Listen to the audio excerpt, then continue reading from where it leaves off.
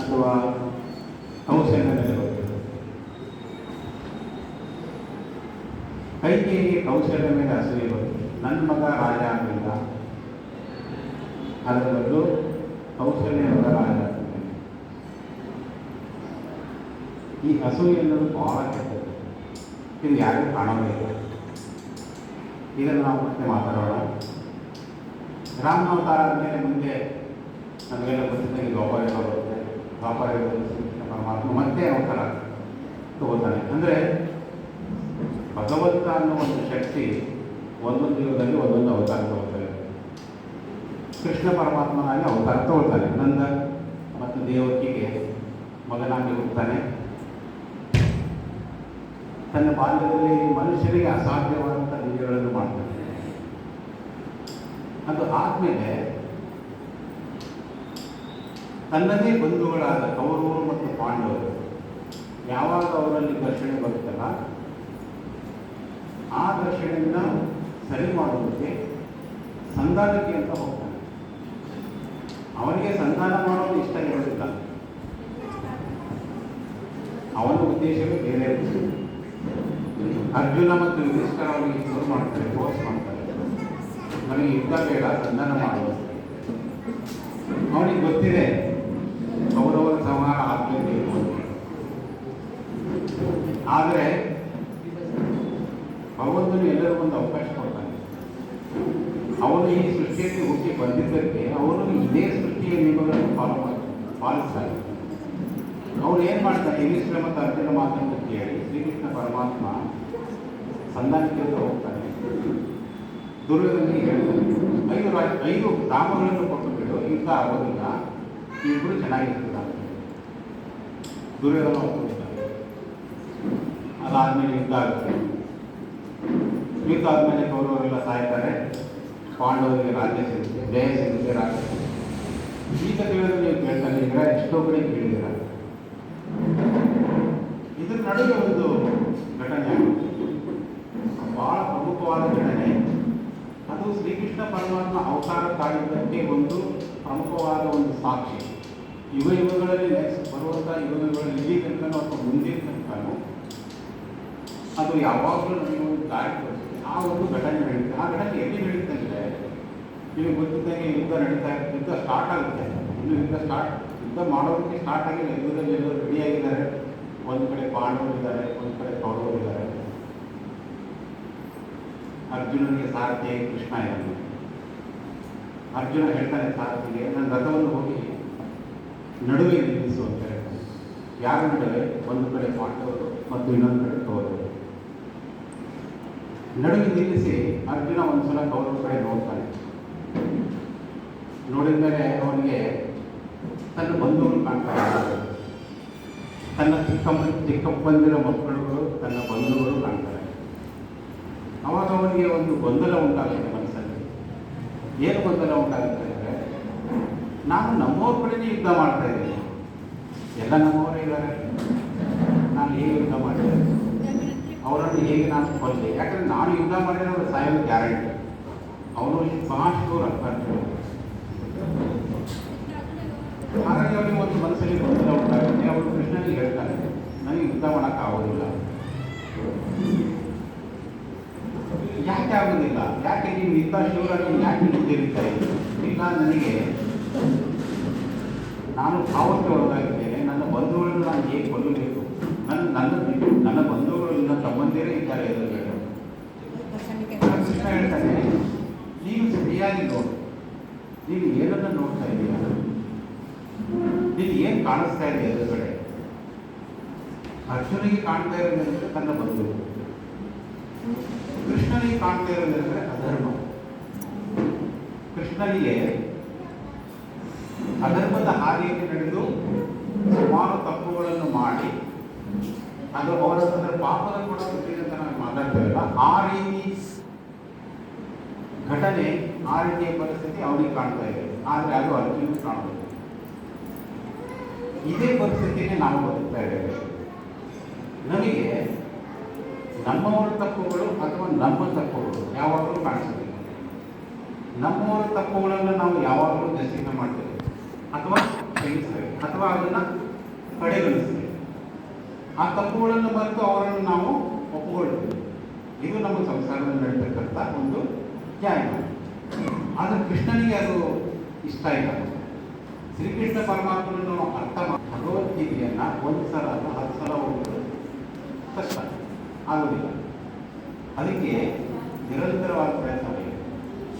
ಕೃಷ್ಣನಿಗೆ ಈ ಜಗತ್ತನ್ನು ನೋಡುವ ರೀತಿಯೇ ಬೇರೆ, ಅವನು ನೋಡುವ ರೀತಿಯೇ ಬೇರೆ, ಅರ್ಜುನ ನೋಡಿದ ರೀತಿಯೇ ಬೇರೆ. ಅವಾಗ ಅರ್ಜುನನಿಗೆ ಹೇಳ್ತಾನೆ ಕೃಷ್ಣ, ನೀನು ಸರಿಯಾಗಿ ಇನ್ನೊಂದು ಸಲ ನೋಡು, ನೀನು ಎದುರುಗಡೆ ಯಾರು ನಿಂತಿದ್ದಾರೆ, ನೀನು ಮರೆತುಬಿಟ್ಟಿಯಾ ದ್ರೌಪದಿಗೆ ಅವ್ರು ಏನು ಮಾಡಿದ್ರು? ಅರ್ಜುನನಿಗೆ ಎಲ್ಲವೂ ನೆನಪಿದೆ, ಆದರೆ ಒಂದು ಮೋಹಕ್ಕೆ ಒಳಗಾಗಿದ್ದಾನೆ. ಯಾವ ಮೋಹ ಅಂದರೆ ನಮ್ಮವರು ಅನ್ನೋ ಮೋಹ. ನಮ್ಮವರು ಏನೇ ತಪ್ಪು ಮಾಡಿದ್ರೂ ಅದು ಸರಿ, ಅದೇ ತಪ್ಪನ್ನು ಬೇರೆಯವರು ಮಾಡಿದರೆ ಅದು ಭಾಳ ದೊಡ್ಡ. ಆ ರೀತಿ ಒಂದು ಮನುಷ್ಯನಲ್ಲಿ ಒಂದು ಗುಣ ಇದೆ, ಅದು ಇನ್ನೂರಿಗೂ ಇದೆ, ಯಾವಾಗಲೂ ಇರುತ್ತೆ. ಆದರೆ ಕೃಷ್ಣ ಪರಮಾತ್ಮ ಹಾಗಲ್ಲ, ಅವನು ಧರ್ಮದ ಹಾದಿಯಲ್ಲಿ ನಡೆಸುವವರು, ಧರ್ಮವನ್ನು ಗೆಲ್ಲಿಸುವವರು. ಸೊ ಅದಕ್ಕೆ ಅವನು ಈ ಜಗತ್ತನ್ನು ನೋಡುವ ರೀತಿಯೇ ಬೇರೆ. ಅವನು ಹೇಳ್ತಾನೆ, ಕೃಷ್ಣ ಪರಮಾತ್ಮ ಹೇಳ್ತಾನೆ, ನಿನ್ನ ಎದುರುಗಡೆ ಪಾಪವನ್ನು ಮಾಡಿದಂಥ ಆತ್ಮಗಳು ಇರುವಂಥ ಜೀವಗಳು ಇದ್ದಾವೆ. ಅವರ ದೇಹದಲ್ಲಿ ಆತ್ಮ ಇದೆ, ಅದು ಒದ್ದಾಡ್ತಾ ಇದೆ. ಯಾಕಂದರೆ ಅವರ ದೇಹ ಪಾಪವನ್ನು ಮಾಡಿದೆ. ನೀನು ಅವರನ್ನು ಕೊಲ್ಲಬೇಕು. ಈಗ ಕೊಂದು ಅವರ ಆತ್ಮಗಳಿಗೆ ಮುಕ್ತಿಯನ್ನು ಕೊಡಬೇಕು. ಯಾಕಂದರೆ ಅವರ ಆತ್ಮಗಳು ಮುಂದಿನ ಪ್ರಯಾಣವನ್ನು ಮಾಡಿ ಮೋಕ್ಷದ ಕಡೆ ಹೋಗಬೇಕು. ಕೊಲ್ಲುವುದು ಶ್ರೀಕೃಷ್ಣನ ಪ್ರಕಾರ ಅದು ಒಂದು ವೈದ್ಯಕೀಯ ಟ್ರೀಟ್ಮೆಂಟ್ ಇದ್ದಾಗ ಡಾಕ್ಟರ್ ಟ್ರೀಟ್ಮೆಂಟ್ ಕೊಡ್ತಾರೆ. ಒಂದು ಆಪ್ರೇಷನ್ ಮಾಡ್ತಾರೆ, ಏನಾದರೂ ಆದಾಗ ಏನಾದರೂ ಒಂದು ಆಪ್ರೇಷನ್ ಮಾಡ್ತಾರೆ, ಇಂಜೆಕ್ಷನ್ಸ್ ಕೊಡ್ತಾರೆ, ಟ್ಯಾಬ್ಲೆಟ್ಸ್ ಕೊಡ್ತಾರೆ, ಮೆಡಿಸಿನ್ಸ್ ಕೊಡ್ತಾರೆ.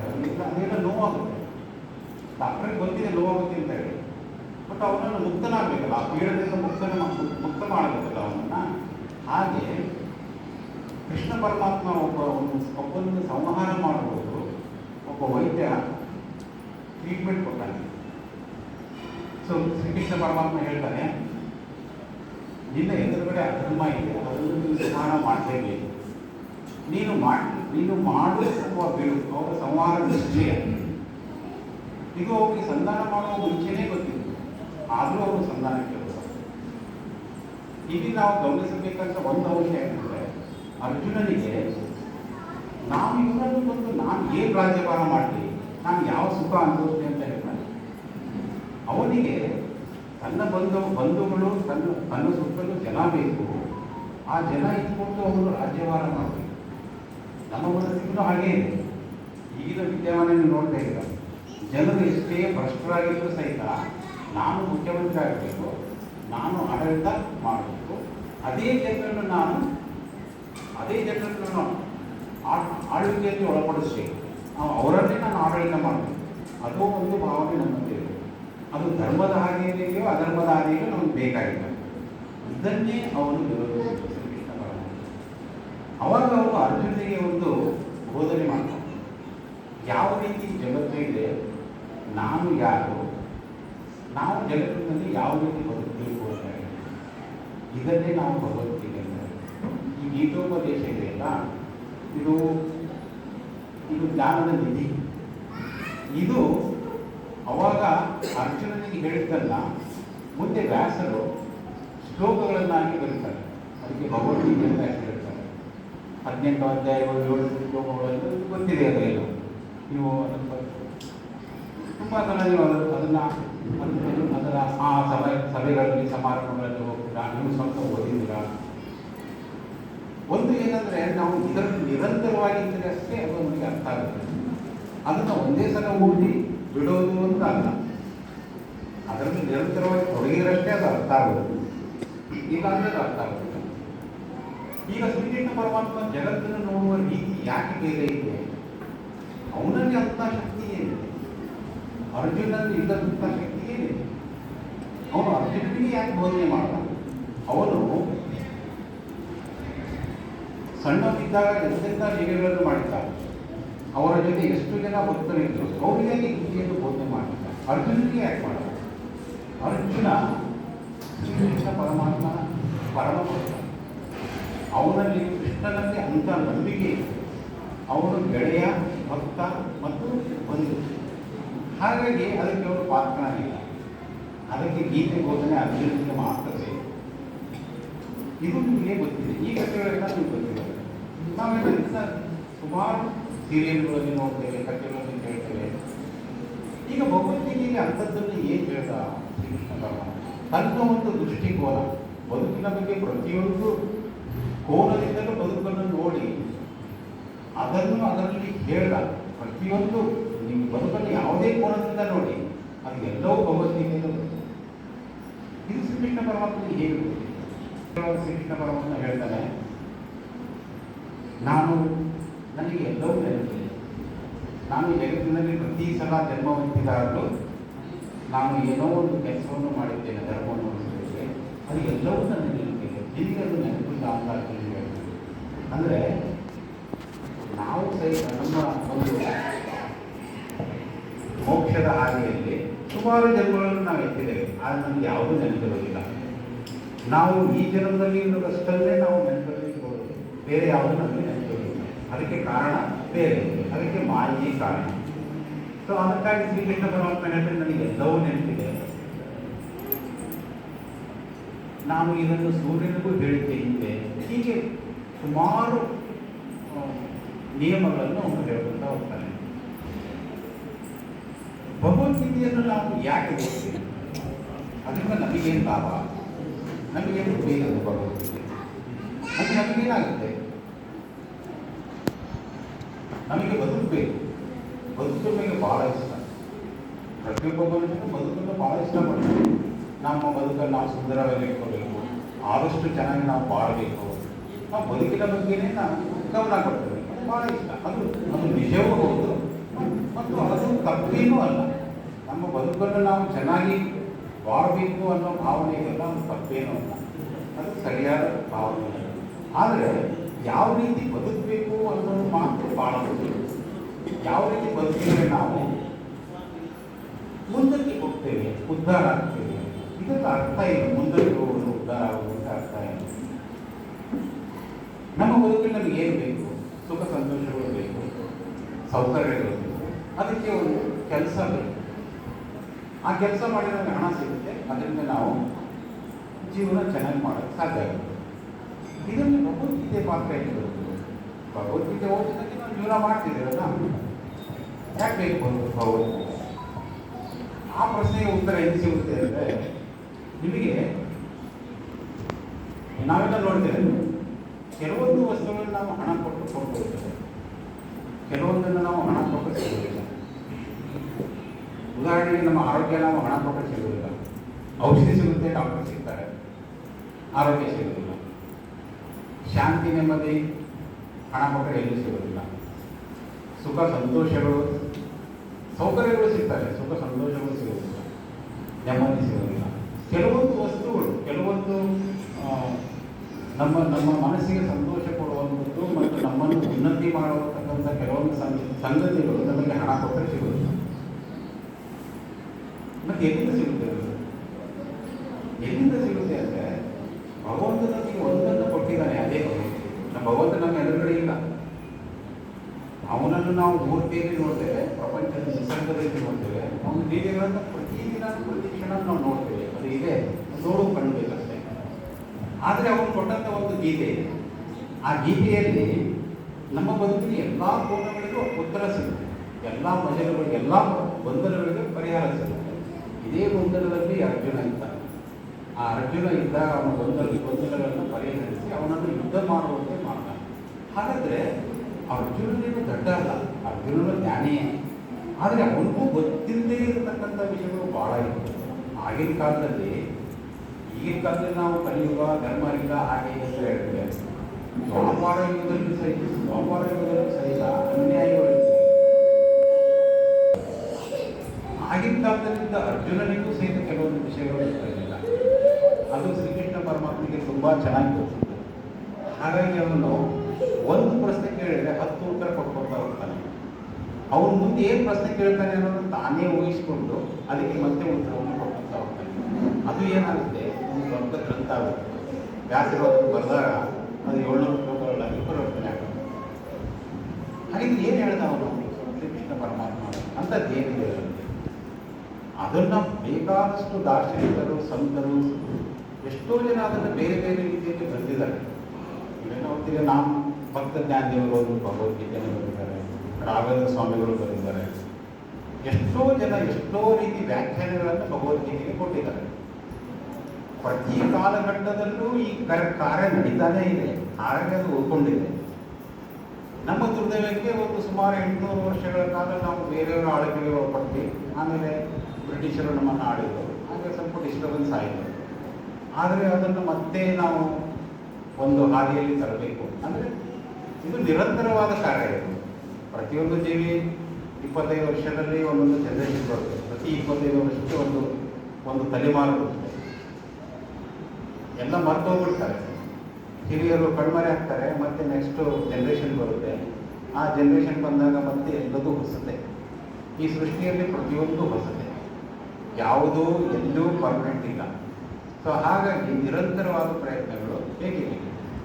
ಸೊ ಹೀಗೆ ಶ್ರೀಕೃಷ್ಣನು ಏನು ಹೇಳ್ದ, ನಮಗೆ ಬೇಕಾದದ್ದು ಏನಿದೆ ಅದರಲ್ಲಿ, ತನ್ನ ಬಗ್ಗೆ ಅವನು ಏನು ಹೇಳ್ದ. ಅವನು ಹೇಳ್ತಾನೆ, ನಾನು ಈ ಸೃಷ್ಟಿಯಲ್ಲಿ ಎಲ್ಲ ಕಡೆಯೂ ಇದ್ದೇನೆ, ಪ್ರತಿಯೊಂದು ಅಣುಗಳಲ್ಲೂ ನಾನು ಇದ್ದೇನೆ ಅಂತ ಹೇಳ್ತಾನೆ. ಆಮೇಲೆ ನನ್ನನ್ನು ಹೇಗೆ ನೀವು ಪೂಜಿಸಬೇಕು, ಹೇಗೆ ಪೂಜಿಸಿದರೆ ನನ್ನನ್ನು ನೀವು ಸೇರ್ತೀರಾ, ಇದೆಲ್ಲದಕ್ಕೂ ಅವನಲ್ಲಿ ಉತ್ತರ ಇದೆ. ನಮಗೆ ಅರ್ಥ ಮಾಡ್ಕೊಳ್ಳೋದು ಸ್ವಲ್ಪ ಕಷ್ಟ ಆಗುತ್ತೆ. ಅದಕ್ಕೆ ಅವರು 4 ಹಾದಿಗಳನ್ನು ಹೇಳ್ತಾರೆ, 4 ಯೋಗಗಳು ಅಂತ ಹೇಳ್ತೇವೆ ನಾವು. ಭಕ್ತಿ ಯೋಗ, ಕರ್ಮಯೋಗ, ಜ್ಞಾನಯೋಗ, ರಾಜಯೋಗ ಅಂತ 4 ಯೋಗಗಳನ್ನು ಹೇಳ್ತಾನೆ. ಈ 4 ಯೋಗಗಳು ಬೇರೆ ಬೇರೆ ದಾರಿಗಳಲ್ಲಿ ಅಲ್ಲ, ಎಲ್ಲವೂ ಒಂದಕ್ಕೊಂದು ಪೂರಕವಾಗಿದ್ದಾವೆ. ಆದರೆ ಕೆಲವೊಂದು ವಿಷಯಗಳು ಒಂದೊಂದು ಯೋಗಗಳಲ್ಲಿ ಒಂದೊಂದು ದಾರಿಯಲ್ಲಿ ಪ್ರಧಾನವಾಗಿದ್ದಾವೆ. ಈಗ ನೀವು ಭಕ್ತಿ ಯೋಗಗಳನ್ನು ತಗೊಂಡಾಗ ಭಕ್ತಿಯೇ ಅಲ್ಲಿ ಪ್ರಧಾನವಾಗಿರುತ್ತೆ. ಕರ್ಮಯೋಗಗಳನ್ನು ತಗೊಂಡಾಗ ನಾವು ಮಾಡುವ ಕರ್ಮವೇ ಅಲ್ಲಿ ಪ್ರಧಾನ. ಜ್ಞಾನಯೋಗದಲ್ಲಿ ಜ್ಞಾನದಿಂದ ಹೇಗೆ ಭಗವಂತನನ್ನು ಕಾಣಬೇಕು ಅನ್ನೋದು ಒಂದು ವಿಷಯ ಆಗಿರುತ್ತೆ. ರಾಜಯೋಗದಲ್ಲಿ ಯೋಗಗಳ ಮೂಲಕ, ಧ್ಯಾನದ ಮೂಲಕ, ಮೆಡಿಟೇಷನ್ ಅಂತ ಹೇಳ್ತೇವಲ್ಲ, ಅದರ ಮೂಲಕ ನಾವು ಭಗವಂತನನ್ನು ಕಾಣಬಹುದು. ಈ 4 ರೀತಿ ದಾರಿಯನ್ನು ಅವನು ಹೇಗೆ ಹೇಳಿದ್ರೆ ಅವನಿಗೆ ಬಹಳ ಚೆನ್ನಾಗಿ ಗೊತ್ತಿದೆ. ಜೀವಿಗಳು, ಮನುಷ್ಯರು ಸೇರಿಕೊಂಡು ಬೇರೆ ಬೇರೆ ಜೀವಿಗಳು ಪ್ರಪಂಚದಲ್ಲಿದ್ದಾರೆ. ಆದರೆ ಮನುಷ್ಯನು ಮಾತ್ರ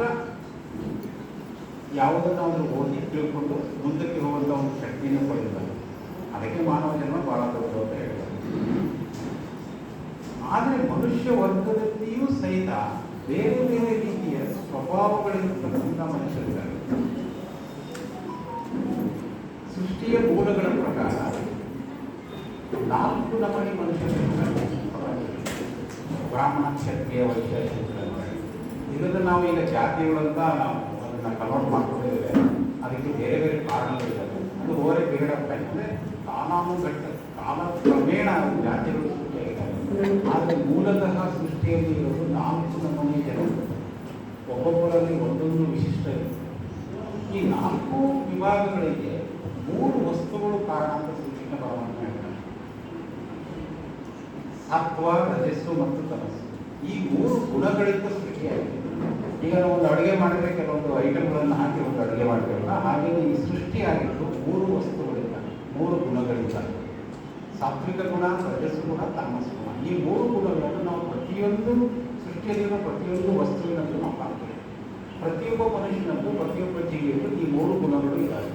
ಯಾವುದು ಜಾಸ್ತಿ ಇದೆ, ಯಾವುದು ಕಡಿಮೆ ಇದೆ ಅನ್ನೋದ್ರ ಮೇಲೆ ಆ ಮನುಷ್ಯನ ಒಂದು ಸ್ಟೇಟ್, ಒಂದು ಲೆವೆಲ್ ಇರುತ್ತೆ, ಭೌತಿಕ ಮಟ್ಟ ಇರುತ್ತೆ.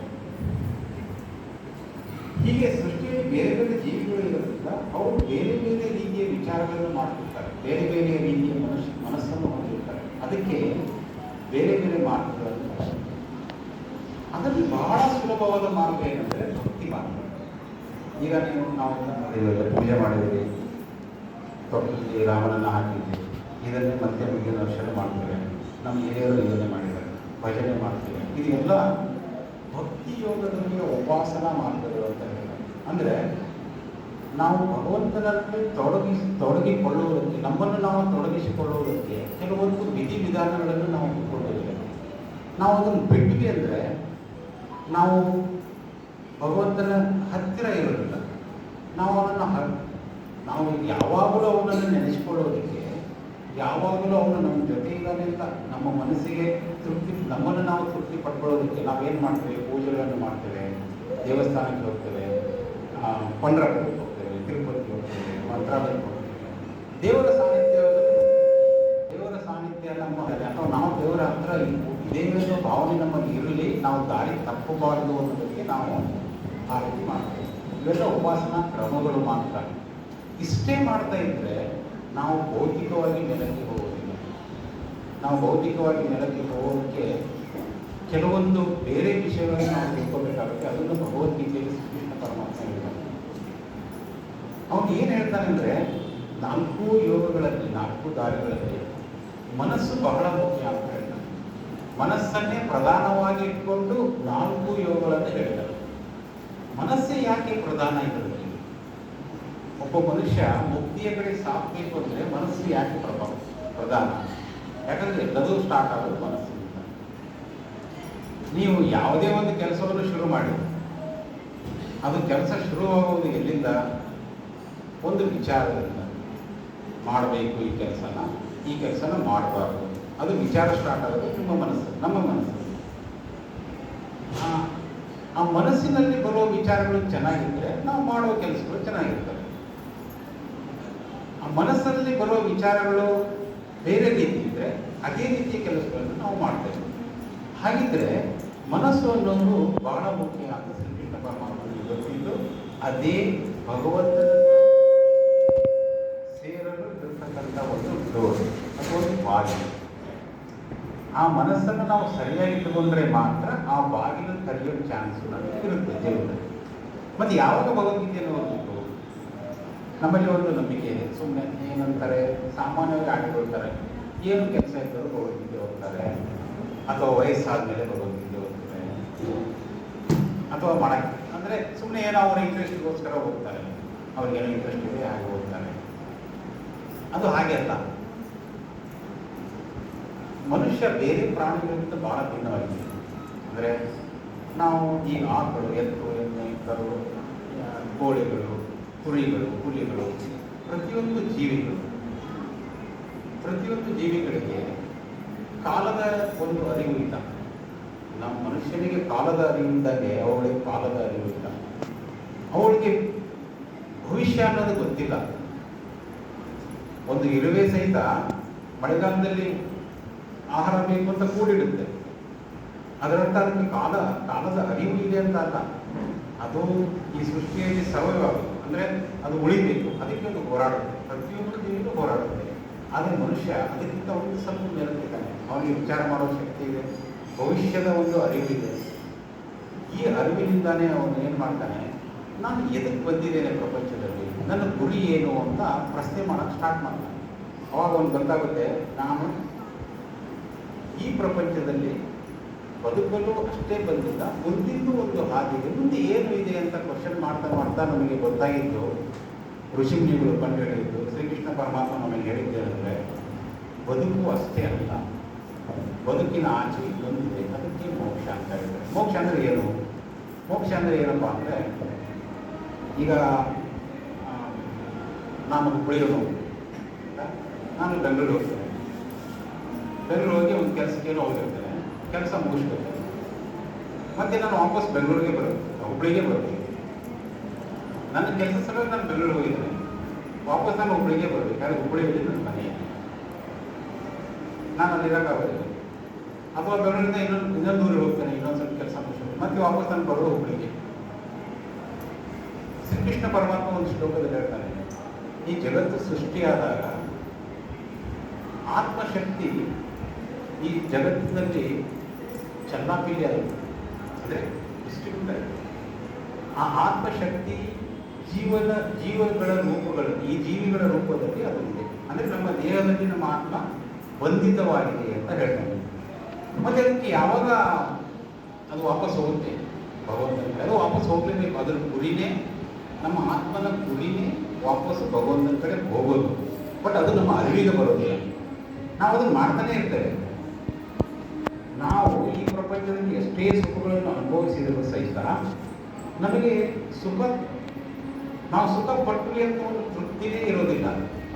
ಅದಕ್ಕೆ ಕಾರಣ ಏನಂದರೆ ನಮ್ಮ ಒಳ್ಳೆ ಒಂದು ಆತ್ಮ ಇದೆ, ಅದು ಯಾವಾಗಲೂ ಚಡ್ಪಡಿಸ್ತಾ ಇರುತ್ತೆ. ಅದು ಯಾವಾಗ ಹೋಗಿ ಅಲ್ಲಿಗೆ ಸೇರುತ್ತೆ ಆವಾಗಷ್ಟೇ ಅದಕ್ಕೆ ತೃಪ್ತಿ. ಅದಕ್ಕೆ ನಾವು ಈ ಮಾಯಾಜಾಲದಲ್ಲಿ ಸಿಕ್ಕಾಕೊಂಡಿದ್ದೇವೆ. ಸಿಕ್ಕಾಕೊಂಡಾಗ ಏನಾಗುತ್ತೆ, ನಮಗೆ ತೃಪ್ತಿ ಅನ್ನೋದು ಸಿಗೋದಿಲ್ಲ, ಯಾವಾಗಲೂ ಸಿಗೋದಿಲ್ಲ. ನೀವು ಏನಾದರೂ ಮಾಡಿ ಈ ಜಗತ್ತಿನಲ್ಲಿ ತೃಪ್ತಿ ಸಿಗೋದಿಲ್ಲ. ಯಾಕೆಂದರೆ ನಮ್ಮಲ್ಲಿ ಒಂದು ಆತ್ಮ ಇದೆ, ಅದಕ್ಕೆ ತೃಪ್ತಿ ಸಿಗೋದು ಭಗವಂತನ ಸೇರಿದಾಗ ನಾವು.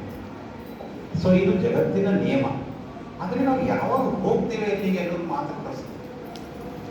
ಎಷ್ಟು ವರ್ಷಗಳು ತಗೋತೇವೆ, ಎಷ್ಟು ಜನ್ಮಗಳು ತಗೋತೇವೆ ಮಾತ್ರ ಒಂದು ದೊಡ್ಡ ಪ್ರಶ್ನೆ. ಇದೇ ಜನ್ಮದಲ್ಲಿ ಮುಕ್ತಿ ಸಿಗುತ್ತಾ ಗೊತ್ತಿಲ್ಲ, ಎಷ್ಟು ಜನ್ಮಗಳು ಸಿಗ್ತವೆ, ಎಷ್ಟು ಜನ್ಮಗಳು ನಾವು ಇರಬೇಕು ಅದು ಗೊತ್ತಿಲ್ಲ.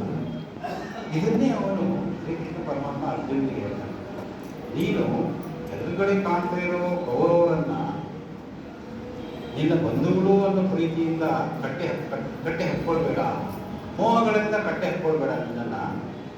ಅವರು ಒಂದು ಆತ್ಮಗಳು ಮಾತ್ರ. ಆ ಆತ್ಮಗಳು ಹಿಂದೆ ಎಷ್ಟೋ ಜನ್ಮ ತಾಳಿದ್ದಾರೆ, ಈ ಕೌರವರಾಗಿದ್ದಾರೆ, ನಿಮ್ಮ ಬಂಧುಗಳಾಗಿದ್ದಾರೆ, ಮುಂದೆ ಏನೋ ಆಗ್ತಾರೆ. ನೀನು ಅಷ್ಟೊಂದೇ ಆಗಿ ಕಷ್ಟಪಡ್ತೀಯ. ನೀನು ಕೊಡ್ತಾ ಇರೋದು ಆತ್ಮವನ್ನಂತೂ ಅಲ್ಲ, ನೀನು ಅವರಿಗೆ ಮುಕ್ತಿ ಕೊಡ್ತಾ ಇದ್ದೀಯ. ಅಂದರೆ ಈ ಬಂಧನದಿಂದ ಅವರನ್ನು ಬಿಡಿಸ್ತಾ ಇದ್ದೀಯ. ಯುದ್ಧ ಮಾಡೋದಕ್ಕೆ ನೀನು ಏನು ಪ್ರಾಬ್ಲಮ್ ಇಲ್ಲ, ಅದನ್ನು ಪಾಪ ಅಂತ ನೀವು ತಿಳ್ಕೋಬೇಡ. ಯಾಕಂದರೆ ಅವರು ಅಧರ್ಮವನ್ನು ಮಾಡಿದ್ದಾರೆ, ಅಧರ್ಮಗಳನ್ನು ಕೊಡುವುದರಲ್ಲಿ ಯಾವ ಪ್ರಾಬ್ಲಮ್ಮು ಇಲ್ಲ ಅಂತ ಅರ್ಜುನಿಗೆ ಹೇಳ್ತಾರೆ. ಒಂದು ಏನು ಅರ್ಥ ಆಗುತ್ತೆ ಅಂದರೆ, ಆತ್ಮನ ಪ್ರಯಾಣ ನಿರಂತರವಾಗಿದೆ. ಪ್ರತಿಯೊಂದು ಜನ್ಮದಲ್ಲೂ ಅದು ಒಂದು ಲೆವೆಲಿಗೆ ಹೋಗುತ್ತೆ. ನಮ್ಮ ಕಾರ್ಯಗಳ ಮೇಲೆ, ನಾವು ಮಾಡುವ ಕರ್ಮಗಳ ಆಧಾರದ ಮೇಲೆ ಒಂದು ಭಗವಂತನ ಹತ್ತಿರ ಹೋಗ್ತಾ ಇರುತ್ತೆ. ಸೊ ಹಾಗೆ ಹೋಗ್ತಾ ಹೋಗ್ತಾ ಹೋಗ್ತಾ ಅದು ಒಂದು ಒಂದು ಸರ್ಕಲನ್ನು ಮಾಡ್ಕೊಂಡು ವಾಪಸ್ ಹೋಗುತ್ತೆ ಅಂತ ಹೇಳಿ ನಾವು ಶಾಸ್ತ್ರಗಳ ಮೂಲಕ ಅರ್ಥ ಮಾಡ್ಕೊಂಡಿದ್ದೀವಿ, ಭಗವದ್ಗೀತೆ ಮೂಲಕ ಅರ್ಥ ಮಾಡ್ಕೊಂಡಿದ್ದೀವಿ. ಈಗ ಭಕ್ತಿ ಯೋಗದಲ್ಲಿ ಭಗವಂತನಿಗೆ ಏನು ಪ್ರಧಾನ ಅಂತ ಹೇಳ್ತಾನೆ, ಅರ್ಜುನಿಗೆ ಭಕ್ತಿಯೋಗ ಹೇಳುವಾಗ ಹೇಳ್ತಾನೆ, ನೀನು ನನ್ನಲ್ಲಿ ಮನಸ್ಸನ್ನು ಕಂಪ್ಲೀಟ್ ಆಗಿ ಇರು. ನೀನು ನನ್ನಲ್ಲಿ ಮನಸ್ಸನ್ನು ಇಟ್ಟರೆ ಕಂಪ್ಲೀಟ್ ಆಗಿ ನನ್ನಲ್ಲೇ ತೊಡಗಿಸಿಕೊಳ್ಳೋದ್ರಿಂದ ಮನಸ್ಸನ್ನು, ಅವಾಗ ನಾನು ನಿನಗೆ ಸಿಗುತ್ತೇನೆ ಅಂತ ಹೇಳ್ತೇನೆ. ಅದು ಅರ್ಜುನಿಗೆ ಅಷ್ಟು ಬೇಗ ಅರ್ಥ ಆಗೋದಿಲ್ಲ. ಮನಸ್ಸನ್ನು ಕೃಷ್ಣ ಪರಮಾತ್ಮನಲ್ಲಿ ಇಡೋದು ಇದೆಯಲ್ಲ, ಅದು ಕೇಳೋದಕ್ಕಷ್ಟೇ ಭಾಳ ಒಳ್ಳೆಯದು, ಭಾಳ ಈಸಿ, ಭಾಳ ಆಗಿರಲ್ಲ. ಅದನ್ನು ಮಾಡೋದು ಭಾಳ ಕಷ್ಟ. ಅದರ ಅರ್ಥ ನಾವು 24 ತಾಸು ಭಗವಂತನ ಧ್ಯಾನ ಮಾಡಬೇಕು ಅಂತ ಅರ್ಥ ಅಲ್ಲ. ಅದರ ಅರ್ಥ ಏನಂದರೆ, ಯಾವಾಗ ಏನನ್ನು ಮಾಡಬೇಕು ಅದನ್ನು ಮಾಡಬೇಕು. ನಮ್ಮ ಶಾಸ್ತ್ರಗಳಲ್ಲಿ ಸಂಧ್ಯಾಕಾಲ, ಪ್ರಾತಃ ಕಾಲ ಅಂತ ಇದೆ. ಅದು ಬಹಳ ಪ್ರಾಶಸ್ತ್ಯವಾದ ಕಾಲ ಪೂಜೆ ಪುನಸ್ಕಾರಗಳನ್ನು ಮಾಡೋದಕ್ಕೆ. ಆ ಟೈಮಲ್ಲಿ ಪೂಜೆ ಪುನಸ್ಕಾರಗಳನ್ನು ಮಾಡಿ, ಮತ್ತು ನಿಮ್ಮ ಒಂದು ಬದುಕನ್ನು ಕಟ್ಟಲು ಏನು ಕೆಲಸ ಮಾಡಬೇಕಲ್ಲ, ನಿಮ್ಮ ಕರ್ತವ್ಯಗಳನ್ನು ಮಾಡಬೇಕಲ್ಲ, ಅದನ್ನು ನಾವು ಮಾಡಲೇಬೇಕು. ಶ್ರೀಕೃಷ್ಣ ಪರಮಾತ್ಮ ಯಾವಾಗ ಎಲ್ಲದನ್ನು ಬಿಟ್ಟು ನನ್ನ ಪೂಜೆ ಮಾಡಿದ್ರೆ ಯಾವಾಗ ಹೇಳಿಲ್ಲ, ನಿಮ್ಮ ಕರ್ತವ್ಯಗಳನ್ನು ನೀವು ಮಾಡ್ತಾ ಹೋಗಿ, ಯಾವಾಗ ಆದರೆ ನನ್ನನ್ನು ಮರಿಬೇಕು. ಅದಕ್ಕೆ ದಾರಿಗಳನ್ನು ಹೇಳ್ಕೋತಾ ಹೋಗ್ತಾನೆ. ಕರ್ತವ್ಯಗಳನ್ನು ಮಾಡಿದರೆ ಏನು ಬರುತ್ತೆ? ಅದು ಹೀಗೆ ಶ್ರೀಕೃಷ್ಣ ಪರಮಾತ್ಮನಿಗೆ ಇಷ್ಟ ಆಯಿತು. ಯಾಕೆ ಇಷ್ಟ ಆಯಿತು ಕರ್ತವ್ಯಗಳನ್ನು ಮಾಡೋದು? ಒಂದು ಕಡೆ ಹೇಳ್ತಾನೆ, ಇದು ಮಾಯಾಲೋಕ, ಇಲ್ಲಿ ಮಾಯ ಇದೆ, ನಾವೆಲ್ಲ ಭ್ರಮೆ ಒಳಗಾಗಿದ್ದೇವೆ. ಇನ್ನೊಂದು ಕಡೆ ಹೇಳ್ತಾನೆ, ನಿಮ್ಮ ಬದುಕನ್ನು ಕಟ್ಕೊಳ್ಳೇಬೇಕು. ಅದರ ಅರ್ಥ ಏನು? ಇದು ಭಾಳ ಕನ್ಫ್ಯೂಷನ್ ಅರ್ಜುನಿಗೂ ಅವನಿಗೆ ಅರ್ಥನೇ ಆಗೋದಿಲ್ಲ. ಅದಕ್ಕೆ ಅವನು ಸುಮಾರು ಉದಾಹರಣೆಗಳನ್ನು ಕೊಡ್ತಾನೆ, ಸುಮಾರು ವಿವರಣೆಯನ್ನು ಕೊಡ್ತಾನೆ, ಬೇರೆ ಶ್ಲೋಕಗಳನ್ನು ಹೇಳ್ತಾ ಅವನಿಗೆ ಕೊನೆಗೆ ಅರ್ಥ ಆಗುತ್ತೆ. ಹಾಗಿದ್ರೆ ಕರ್ತವ್ಯಗಳನ್ನು ಮಾಡ್ಕೋತಾ ಇದ್ರೆ ಶ್ರೀಕೃಷ್ಣ ಪರಮಾತ್ಮನಿಗೆ ಹೇಗೆ ಅದು ತಟ್ಟುತ್ತೆ ಮನಸ್ಸಿಗೆ? ಅವನು ಹೇಳ್ತಾನೆ, ನಾನು ಸೃಷ್ಟಿ ಮಾಡಿದ ಜಗತ್ತು ಇದೆ. ಈ ಜಗತ್ತನ್ನು ಮುನ್ನಡೆಸುವುದಕ್ಕೆ, ಈ ಜಗತ್ತು ಮುಂದೆ ನಡೆಯುವುದಕ್ಕೆ ನೀನು ಏನಾದರೂ ಮಾಡು, ಅದು ನನ್ನ ಪೂಜೆ. ನೀನು ನಾವೀಗ ದಿನ ಕೆಲಸ ಮಾಡ್ತೇವೆ. ಯಾವುದೋ ಒಂದು ಕೆಲಸವನ್ನು ನಮ್ಮನ್ನು ತೊಡಗಿಸ್ಕೊಳ್ತೀವಿ, ಅದರಿಂದ ನಮಗೆ ಹಣ ಬರುತ್ತೆ, ಅದರಿಂದ ನಮಗೆ ಬದುಕು ನಡೆಯುತ್ತೆ. ಆದರೆ ಆ ಮಾಡಿದ ಕೆಲಸ ಸೃಷ್ಟಿ ಮುಂದೆ ನಡೆಯೋದಕ್ಕೆ ಸಹಾಯ ಆಗ್ತದೆ. ಅದು ಸೃಷ್ಟಿಯಲ್ಲಿ ಬಾಧೆ ಅಂದರೆ ಅದನ್ನು ತಡೆಯೋದಿಲ್ಲ. ಸೃಷ್ಟಿಯಲ್ಲಿರುವ ಒಂದು ಕೆಲಸಗಳನ್ನು ಅದು ನಿರಂತರವಾಗಿ ನಡೆಯೋದಕ್ಕೆ ಸಹಾಯ ಮಾಡಿದರೆ ಅದು ಧರ್ಮದ ಕೆಲಸ. ಅದರಲ್ಲಿ ಏನಾದರೂ ಅಡೆತಡೆ ಮಾಡಿದರೆ ಅದು ಅಧರ್ಮದ ಕೆಲಸ. ಈಗ ರೌಡಿಸಮ್ ಮಾಡ್ತಾರೆ, ಯುದ್ಧಗಳು, ಭ್ರಷ್ಟಾಚಾರ, ಇನ್ನೊಬ್ಬರನ್ನು ಹಿಂದಕ್ಕೆ ತಳ್ಳೋದು, ಇವೆಲ್ಲ ಸೃಷ್ಟಿಯ ನಿರಂತರವಾಗಿ ನಡೆಯುವುದಕ್ಕೆ ಒಂದು ಅಡೆತಡೆಗಳು. ಅದನ್ನು ಮಾಡಿದರೆ ಅಧರ್ಮ. ನಿನ್ನ ಕೆಲಸವನ್ನು ನೀನು ಮಾಡು. ಯಾವ ಕೆಲಸ ಎಷ್ಟು ಜನಕ್ಕೆ ಸಹಾಯ ಆಗುತ್ತೆ ಅಷ್ಟು ನಿನಗೆ ಪುಣ್ಯ ಸಿಗುತ್ತೆ. ಪುಣ್ಯ ಅಂತ ನಾವು ಹೇಳ್ತೇವೆ, ಅದೇ ಕರ್ಮಫಲ ಅಂತ. ಒಳ್ಳೆಯ ಕರ್ಮಫಲ ಅಂದ್ರೆ ಏನು?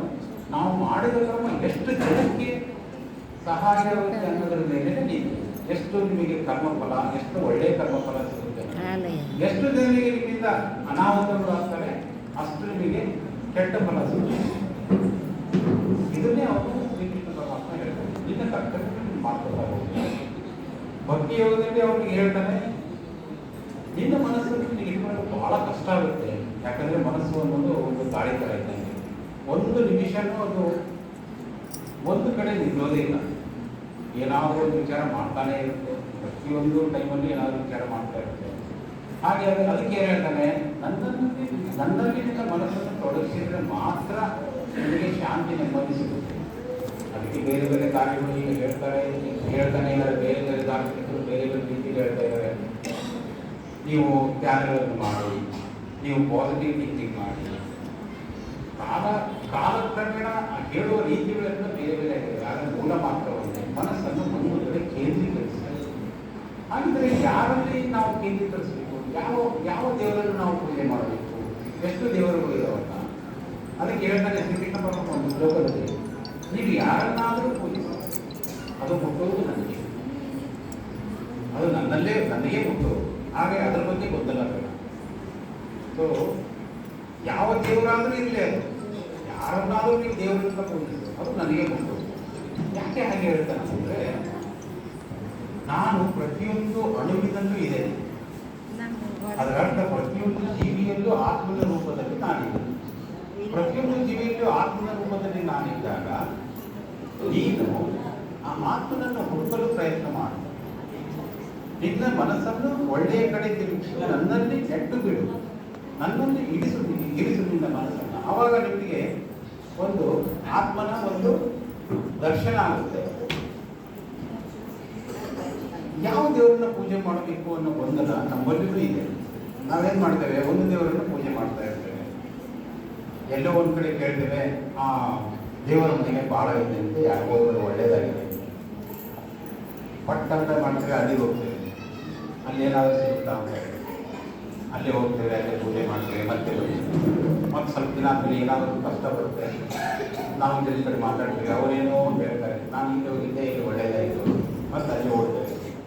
ಪ್ರಾಬ್ಲಮ್ ಚೇಂಜ್ ಆದಂಗೆ ನಮ್ಮ ದೇವರು ಚೇಂಜ್ ಆಗ್ತಾ ಇದೆ. ಅದು ಭಕ್ತಿ ಅಲ್ಲ. ಪ್ರತಿಯೊಂದು ದೇವರಲ್ಲೂ ನಿನ್ನ ಆರಾಧ್ಯ ದೈವಕ್ಕೆ ನೀನು ಕಾಣು. ಒಬ್ಬ ಪಾಂಡುರಂಗನ ಭಕ್ತ ಇದ್ದರೆ ನೀನು ಆಂಜನೇಯ ಸ್ವಾಮಿ ಪೂಜೆ ಮಾಡುವಾಗ ಇಲ್ಲ ಪಾಂಡುರಂಗನಲ್ಲಿ ನೀನು ಕಾಣಬೇಕು. ರಾಮನನ್ನು ಪೂಜಿಸುವಾಗ ಕೃಷ್ಣನನ್ನು ಕಾಣಬೇಕು. ಕೃಷ್ಣನ ಭಕ್ತ ಆಗಿಲ್ಲ. ಆ ಭಾವನೆ ಎಲ್ಲಿ ತನಕ ನಮಗೆ ಬರೋದಿಲ್ಲ, ನಮಗೆ ಮನಸ್ಸಿನಲ್ಲಿ ಗೊಂದಲಗಳು ಶುರುವಾಗ್ತವೆ. ನಾವು ಅನಾಹುತಗಳನ್ನು ಮಾಡಿಕೊಂಡಿದ್ದು ನಮ್ಮಿಂದ, ನಮ್ಮಿಂದ ನಮ್ಮಷ್ಟಕ್ಕೆ ನಾವೇ ಅನಾಹುತಗಳನ್ನು ಮಾಡ್ತಿದ್ದೇವೆ. ಅದಕ್ಕೆ ನಾವು ದಾರಿ ತಪ್ಪಿದ್ದೀವಿ ಅಂತ ಹೇಳ್ತೀವಿ. ದಾರಿ ಯಾಕೆ ತಪ್ಪಿದ್ದೀವಿ ಅಂದರೆ, ನಮಗೆ ಕೆಲವೊಂದು ಹೊರಗಿನ ದೇಶಗಳಿಂದ ನಮಗೆ ಆಕ್ರಮಣಕಾರರು ಬಂದಾಗ ನಾವು ಸ್ವಲ್ಪ ಹಾಲು ತಪ್ಪಿದ್ದೀವಿ. ನಮಗೆ ಗುರುಗಳು ಇಲ್ಲದಂಗ ಈಗ ಬರ್ತಕ್ಕಂಥ ಗುರುಗಳಿಗೂ ಸಹಿತ ಕೆಲವೊಂದು ಗೊತ್ತಿರಲಿಕ್ಕಿಲ್ಲ. ಗೊತ್ತಿಲ್ಲ ಅಂತ ಹೇಳೋದಿಲ್ಲ, ಗೊತ್ತಿರಲಿಕ್ಕಿಲ್ಲ. ಯಾಕಂದರೆ ಅವರು ಸಹಿತ ಈ ಕಾಲಘಟ್ಟದಲ್ಲಿ ಬಂದರು. ಅದೃಷ್ಟವಶ ಕೆಲವೊಂದು ಜನ ನಮ್ಮಲ್ಲಿ ಇದ್ದಾರೆ. ಭಕ್ತ ಜ್ಞಾನಿಗಳು ನಮಗೆ ದಾರಿ ಭಗವದ್ಗೀತೆ, ರಾಘವೇಂದ್ರ ಸ್ವಾಮಿಗಳು, ಶಿರಡಿ ಸಾಯಿಬಾಬಾ, ಎಷ್ಟೋ ಶ್ರೀ ಶಿಶುನಾಳ ಶರೀಫರು, ಹಾಗೆ ಎಷ್ಟೊಂದು ಜನ, ಎಷ್ಟೊಂದು ಸಂತರುಗಳು ಬರ್ತಾ ಇದ್ದಾರೆ. ಅವರು ಹೇಳೋದು ಎಲ್ಲರೂ ಒಂದೇ ಧರ್ಮ. ಮತ್ತೆ ಮನಸ್ಸನ್ನು ಹೇಗೆ ಇಟ್ಕೋಬೇಕು. ಈಗ ನಾವೆಲ್ಲ ಪ್ರತಿಯೊಬ್ಬ ಮನುಷ್ಯ ಬೇರೆ ಬೇರೆ ವಿಭಿನ್ನ ರೀತಿಯಲ್ಲಿ ಇರೋದಕ್ಕೆ ಕಾರಣ ನಮ್ಮ ಮನಸ್ಸು. ಆ ಮನಸ್ಸು ನಮ್ಮನ್ನು ಎಲ್ಲಿಗಾದರೂ ತೊಗೊಂಡೋಗುತ್ತೆ. ಕೆಳಗಡೆ ಕುಳಿಸುತ್ತೆ, ಮೇಲಕ್ಕೆ ತೊಗೊಂಡು ಮೇಲಕ್ಕೆ ತೊಗೊಂಡು ಹೋಗೋದ್ರೆ ಅರ್ಥ ಏನು? ಹಣ ಗಳಿಸೋದ, ಅಥವಾ ಕೀರ್ತಿ ಗಳಿಸೋದ, ಅಥವಾ ಆಸ್ತಿಗಳನ್ನು ಮಾಡೋದ? ಅದು ಬದುಕಿಗೆ ಬೇಕಾದದ್ದು ಅಷ್ಟೇ. ಒಬ್ಬ ಹಣವಂತ, ಚೆನ್ನಾಗಿರೋ ಮನುಷ್ಯ, ತುಂಬ ಹಣ ಇರೋ ಮನುಷ್ಯ, ಕೋಟ್ಯಾಧೀಶರನ್ನ ನೀವು ಪುಣ್ಯವಂತ ಅಂತ ತಿಳ್ಕೊಂಡ್ರೆ ಭಾಳ ದೊಡ್ಡ ತಪ್ಪು. ಅದು ಅವನು ಬದುಕನ್ನು ಕಟ್ಕೊಳ್ಳೋದಕ್ಕೆ ಅವನಿಗೆ ಆಸೆ ಜಾಸ್ತಿ ಇರೋದಕ್ಕೆ ಅವನು ಹಣ ಮಾಡ್ಕೊಂಡಿದ್ದಾನೆ ಅಷ್ಟೇ ಹೊರತು ಅದರ ಅವಶ್ಯಕತೆ ಎಲ್ಲರಿಗೂ ಇಲ್ಲ. ಇನ್ನೊಬ್ಬರು ಬೇಕಾದಷ್ಟು ಹಣ ಅವನ ಆಸೆ ಹಾಗಿದೆ ಮಾಡ್ಕೊಂಡಿದ್ದಾರೆ. ನಮಗೆ ಇಷ್ಟೇ ಸಾಕು, ನಾವು ಇಷ್ಟಕ್ಕೆ ಇರ್ತೇವೆ. ಪುಣ್ಯ ಮತ್ತು ಪಾಪ ಇದರಿಂದ ಅಳೆಯಬಾರ್ದು. ಇದು ಭಗವದ್ಗೀತೆಯಿಂದ ಬರ್ತಕ್ಕಂಥ ಒಂದು ಕಲಿಕೆಗಳು, ಒಂದು ಏನಂತೀರ ನೀತಿಗಳು. ಇದನ್ನ ಪ್ರತಿಯೊಂದನ್ನು ಶ್ರೀಕೃಷ್ಣ ಪರಮಾತ್ಮ ಅಲ್ಲಿ ಹೇಳುತ್ತಾ ಇನ್ನೂ ಇರುತ್ತೆ. ಕೇಳುವವನು ಅರ್ಜುನ, ದಡ್ಡಾಗಿದ್ದ ಅರ್ಜುನನಿಗೆ ಗೊತ್ತಿಲ್ಲದೆ ವಿಷಯವನ್ನು ಶ್ರೀಕೃಷ್ಣ ಪರಮಾತ್ಮ ಹೇಳಿದ ಅಂದ್ರೂ ಸಹಿತ ಅರ್ಜುನ ನಮ್ಮಷ್ಟು ದಡ್ಡ ಇರಲಿಲ್ಲ. ಕೇಳುವವನು ಬಹಳ ಜ್ಞಾನ ಇದ್ದ, ಕೇಳುವವನಂತೂ ದೊಡ್ಡ ಜ್ಞಾನ. ಇಬ್ಬರು ಇದ್ದಾಗ ಕೇಳೋದನ್ನು ಬೇಗ ಬೇಗ ಹೇಳಿ ಮುಗಿಸ್ಬಿಟ್ಟ, ಆಮೇಲೆ ಯುದ್ಧ ಶುರುವಾಗಿದೆ. ಅದನ್ನು ಅರ್ಥ ಮಾಡ್ಕೊಂಡ್ರೆ ನಾವು ಜನ್ಮಗಳನ್ನೇ ಕಳಿಬೇಕು. ಈಗ ಏನಾಗುತ್ತೆ, ಭಕ್ತಿ ಯೋಗದಲ್ಲಿ ನಾವು ನಮ್ಮನ್ನು ತೊಡಗಿಸಬೇಕು ಅಂದರೆ ನಮಗೆ ಗುರಿ ಗೊತ್ತಿರಬೇಕು. ನಾವು ಯಾವ ಕಡೆ ಹೋಗ್ಬೇಕು, ಯಾಕೆ ಭಕ್ತಿಯನ್ನು ಮಾಡಬೇಕು, ನಾವು ಹೇಗೆ ಭಕ್ತಿಯನ್ನು ಮಾಡೋದು ಬೇರೆ ವಿಷಯ, ಬಟ್ ಯಾಕೆ ಮಾಡಬೇಕು ಅಂತ. ಯಾಕೆ ಮಾಡಬೇಕು ಅಂದರೆ ನಮಗೆ ಶಾಂತಿ ನೆಮ್ಮದಿ ಬೇಕು, ನಮಗೆ ಸುಖ ನಮಗೆ ಆರೋಗ್ಯ ಬೇಕು, ನಮಗೆ ಮೋಕ್ಷ ಬೇಕು. ಸೊ ಮೋಕ್ಷ ಯಾಕೆ ಬೇಕು? ಮೋಕ್ಷ ಯಾಕೆ ಬೇಕು ಅಂದರೆ ನಾವು ಕೊನೆಯದಾಗಿ ಭಗವಂತನಲ್ಲಿ ಸೇರಲೇಬೇಕು, ಅದಕ್ಕೆ ಮೋಕ್ಷ ಬೇಕು. ಮೋಕ್ಷ ಅಂದರೆ ಭಗವಂತನಲ್ಲಿ ಸೇರುವುದು, ಶಿವನ ಪಾದ ಸೇರಿದೆ, ವೈಕುಂಠಕ್ಕೆ ಹೋದ್ರು. ಸತ್ತ ಮೇಲೆ ನಾವು ಹೇಳ್ತೇವೆ, ಮನುಷ್ಯ ತೀರ್ಕೊಂಡು ನಾವೆಲ್ಲ ಮಾತಾಡ್ತೇವೆ. ಒಂದು ಕೆಟ್ಟ ಒಂದು ಘಟನೆ ಅಂತ ನಾವು ತಿಳ್ಕೊಂಡಿದ್ದೇವೆ. ಅದು ಬಹಳ ದೊಡ್ಡ ತಪ್ಪು. ಈ ತಪ್ಪುಗಳು ನಮ್ಮಲ್ಲಿ, ಗ್ರಹಿಗಳು ನಮ್ಮಲ್ಲಿ ಕಾಲ ಕ್ರಮೇಣದಲ್ಲಿ ಬಂದಿದ್ದಾರೆ. ಒಬ್ಬ ಮನುಷ್ಯ ಸತ್ತ ಮೇಲೆ ಅವನು ಬೇರೆ ಒಂದು ಜನ್ಮ ತಗೊಳ್ಳೋದಕ್ಕೆ ಮುಂದಿನ ಪ್ರಯಾಣ ಮಾಡ್ತಾನೆ, ಅಷ್ಟೇ, ಮತ್ತೇನಿಲ್ಲ. ಅದಕ್ಕೆ ಒಂದು ವಿಧಿ ವಿಧಾನಗಳು ಇದ್ದಾವೆ, ಸಂಸ್ಕಾರಗಳು ಇದ್ದಾವೆ. ಆ ಸಂಸ್ಕಾರಗಳನ್ನು ನಾವು ಮಾಡಬೇಕು. ಹುಟ್ಟಿದಾಗ ಒಂದು ಸಂಸ್ಕಾರ ಮಾಡ್ತೇವೆ, ಕೆಲವೊಂದು ಸಂಸ್ಕಾರವನ್ನು ಹುಟ್ಟಿನಲ್ಲಿ ಮಾಡ್ತೇವೆ, ಕೆಲವೊಂದು ಸಂಸ್ಕಾರವನ್ನು ಬದುಕಿನಲ್ಲಿ ಮಾಡ್ತೇವೆ, ಸತ್ತ ಮೇಲೆ ಒಂದು ಸಂಸ್ಕಾರ ಮಾಡ್ತೇವೆ. ಇದು ನಮ್ಮಲ್ಲಿ ಬರ್ತಕ್ಕಂಥ ಒಂದು ಸನಾತನ ಧರ್ಮದಲ್ಲಿ ಇರತಕ್ಕಂಥ ಒಂದು ಪದ್ಧತಿ. ಅದನ್ನು ನಾವು ನಮ್ಮ ಶಾಸ್ತ್ರದಲ್ಲಿ ಬರೆದಿಟ್ಟಿದ್ದಾರೆ, ಎಷ್ಟು ಸಂಸ್ಕಾರಗಳನ್ನು ಮಾಡಬೇಕು ಅಂತ ಹೇಳಿ. ಸಾಯುವುದು ಅನ್ನೋದು ಒಬ್ಬ ಜೀವಿಗೆ ಒಂದು ಮುಕ್ತಿ, ಅಂದರೆ ಆ ದೇಹದಲ್ಲಿ ಬಂಧಿತವಾದ ಆತ್ಮವನ್ನು ಆ ದೇಹದಿಂದ ಬಿಡುಗಡೆಗೊಳಿಸಿ ಮುಂದಿನ ಪ್ರಯಾಣಕ್ಕೆ ಅನುಕೂಲ ಮಾಡಿಕೊಡುತ್ತೆ. ಅದು ಸಹಜ ಒಂದು ಪ್ರಕೃತಿಯಲ್ಲಿ ನಡೆಯತಕ್ಕಂಥ ಒಂದು ಘಟನೆ. ಈಗ ನಾನು 5 ವರ್ಷದಲ್ಲಿ ಇದ್ದೆ, 5 ವರ್ಷ ಇದ್ದಾಗ ನನ್ನ ದೇಹ ಇತ್ತು. 10 ವರ್ಷ ಆದಮೇಲೆ ಆ ದೇಹ ಬೆಳೀತಾ ಚೇಂಜ್ ಆಯಿತು. 5 ವರ್ಷದಲ್ಲಿರ್ತಕ್ಕಂಥ ದೇಹ 10 ವರ್ಷದಲ್ಲಿ ನನಗಿರಲಿಲ್ಲ. ಈಗ ಇರುವ ದೇಹ ನನಗೆ 10 ವರ್ಷದಿಂದ ಇರಲಿಲ್ಲ. ದೇಹ ಚೇಂಜ್ ಆಗ್ತಾನೆ ಇರುತ್ತೆ. 60 ವರ್ಷ 70 ವರ್ಷ ಆಗ್ತಾನೆ ದೇಹದಲ್ಲಿ ಶಕ್ತಿ ಹೋಗುತ್ತೆ. ದೇಹದಲ್ಲಿ ಯಾವಾಗ ಶಕ್ತಿ ಹೋಗುತ್ತೆ, ನಮ್ಮ ಆತ್ಮ ನಮ್ಮನ್ನು ಬಿಟ್ಟು ಹೋಗುತ್ತೆ. ಆ ಸಾವನ್ನು ಅಷ್ಟೊಂದು ಅದೊಂದು ಕೆಟ್ಟದ್ದು. ಮನುಷ್ಯ ಬೇಗ ಸತ್ಕೊಂಡು ಅವನು ಪಾಪಿಷ್ಟ ಅಂತ ತಿಳ್ಕೊಂಡದ್ದು, ಅವನಿಗೆ ಏನಾದರೂ ರೋಗ ಬಂದರೆ ಅವನು ಮಾಡಿದ ಕೆಟ್ಟ ಕರ್ಮ ಅಂತ ತಿಳ್ಕೊಳ್ಳೋದು, ಇವೆಲ್ಲ ತಪ್ಪು ಗ್ರಹಿಕೆಗಳು. ಎಲ್ಲ ತಪ್ಪು ಗ್ರಹಿಕೆಯಿಂದ ಹೊರಗಡೆ ಬರಬೇಕು ಅಂದರೆ ನಮಗೆ ಸ್ವಲ್ಪನಾದರೂ ಜ್ಞಾನ ಬೇಕು. ಭಕ್ತಿಯೋಗವನ್ನು ಮಾಡಲು ಸಹಿತ ಒಂದು ಸ್ವಲ್ಪ ಮಟ್ಟಿಗಾದರೂ ಜ್ಞಾನ ಬೇಕು. ಯಾಕಂದ್ರೆ ಈಗ ನಾವು ಭಕ್ತಿ ಮಾಡಬೇಕಂದ್ರೆ ಯಾರಲ್ಲಿ ಭಕ್ತಿ ಮಾಡಬೇಕು? ಭಕ್ತಿಗೆ ನಂಬಿಕೆ ಅನ್ನೋದು ಬೇಕು. ಶ್ರೀಕೃಷ್ಣ ಪರಮಾತ್ಮ ಏನು ಹೇಳ್ತಾನೆ ಭಕ್ತಿ ಅಂದರೆ ಅತ್ಯಂತ ಪ್ರೀತಿ. ನೀವು ಯಾರಲ್ಲಿ ಅತ್ಯಂತ ಪ್ರೀತಿ ಇರ್ತೀರಾ, ನೀವು ಯಾರಲ್ಲಿ ನಂಬಿಕೆ ಇಡ್ತೀರ ಅವರಲ್ಲಿ ಅತ್ಯಂತ ಪ್ರೀತಿ ಇಡ್ತೀರಾ. ಒಂದ್ಸಲ ಪ್ರೀತಿ ಮಾಡಿದ್ರೆ ಸಾಕ, ಅದು ನಿರಂತರವಾಗಿರಬೇಕು. ಅದಕ್ಕೆ ಶ್ರದ್ಧೆ ಅಂತ ಹೇಳ್ತಾರೆ. ಭಕ್ತಿ ಮತ್ತು ಶ್ರದ್ಧೆ ಯಾವ ಮನುಷ್ಯನಲ್ಲಿ ಇರುತ್ತಲ್ಲ ಅವನು ನಿಜವಾಗಿಯೂ ಅವನು ಉದ್ಧಾರ ಆಗ್ತಾನೆ. ಇದು ಶ್ರೀಕೃಷ್ಣ ಪರಮಾತ್ಮ ಅದಕ್ಕೆ ಹೇಳಿದ್ದಾನೆ. ಅದಕ್ಕೆ ನಾವು ಭಗವದ್ಗೀತೆ ಮೂಲಕ ನಾವು ಇದನ್ನ ತಿಳ್ಕೊತೇವೆ.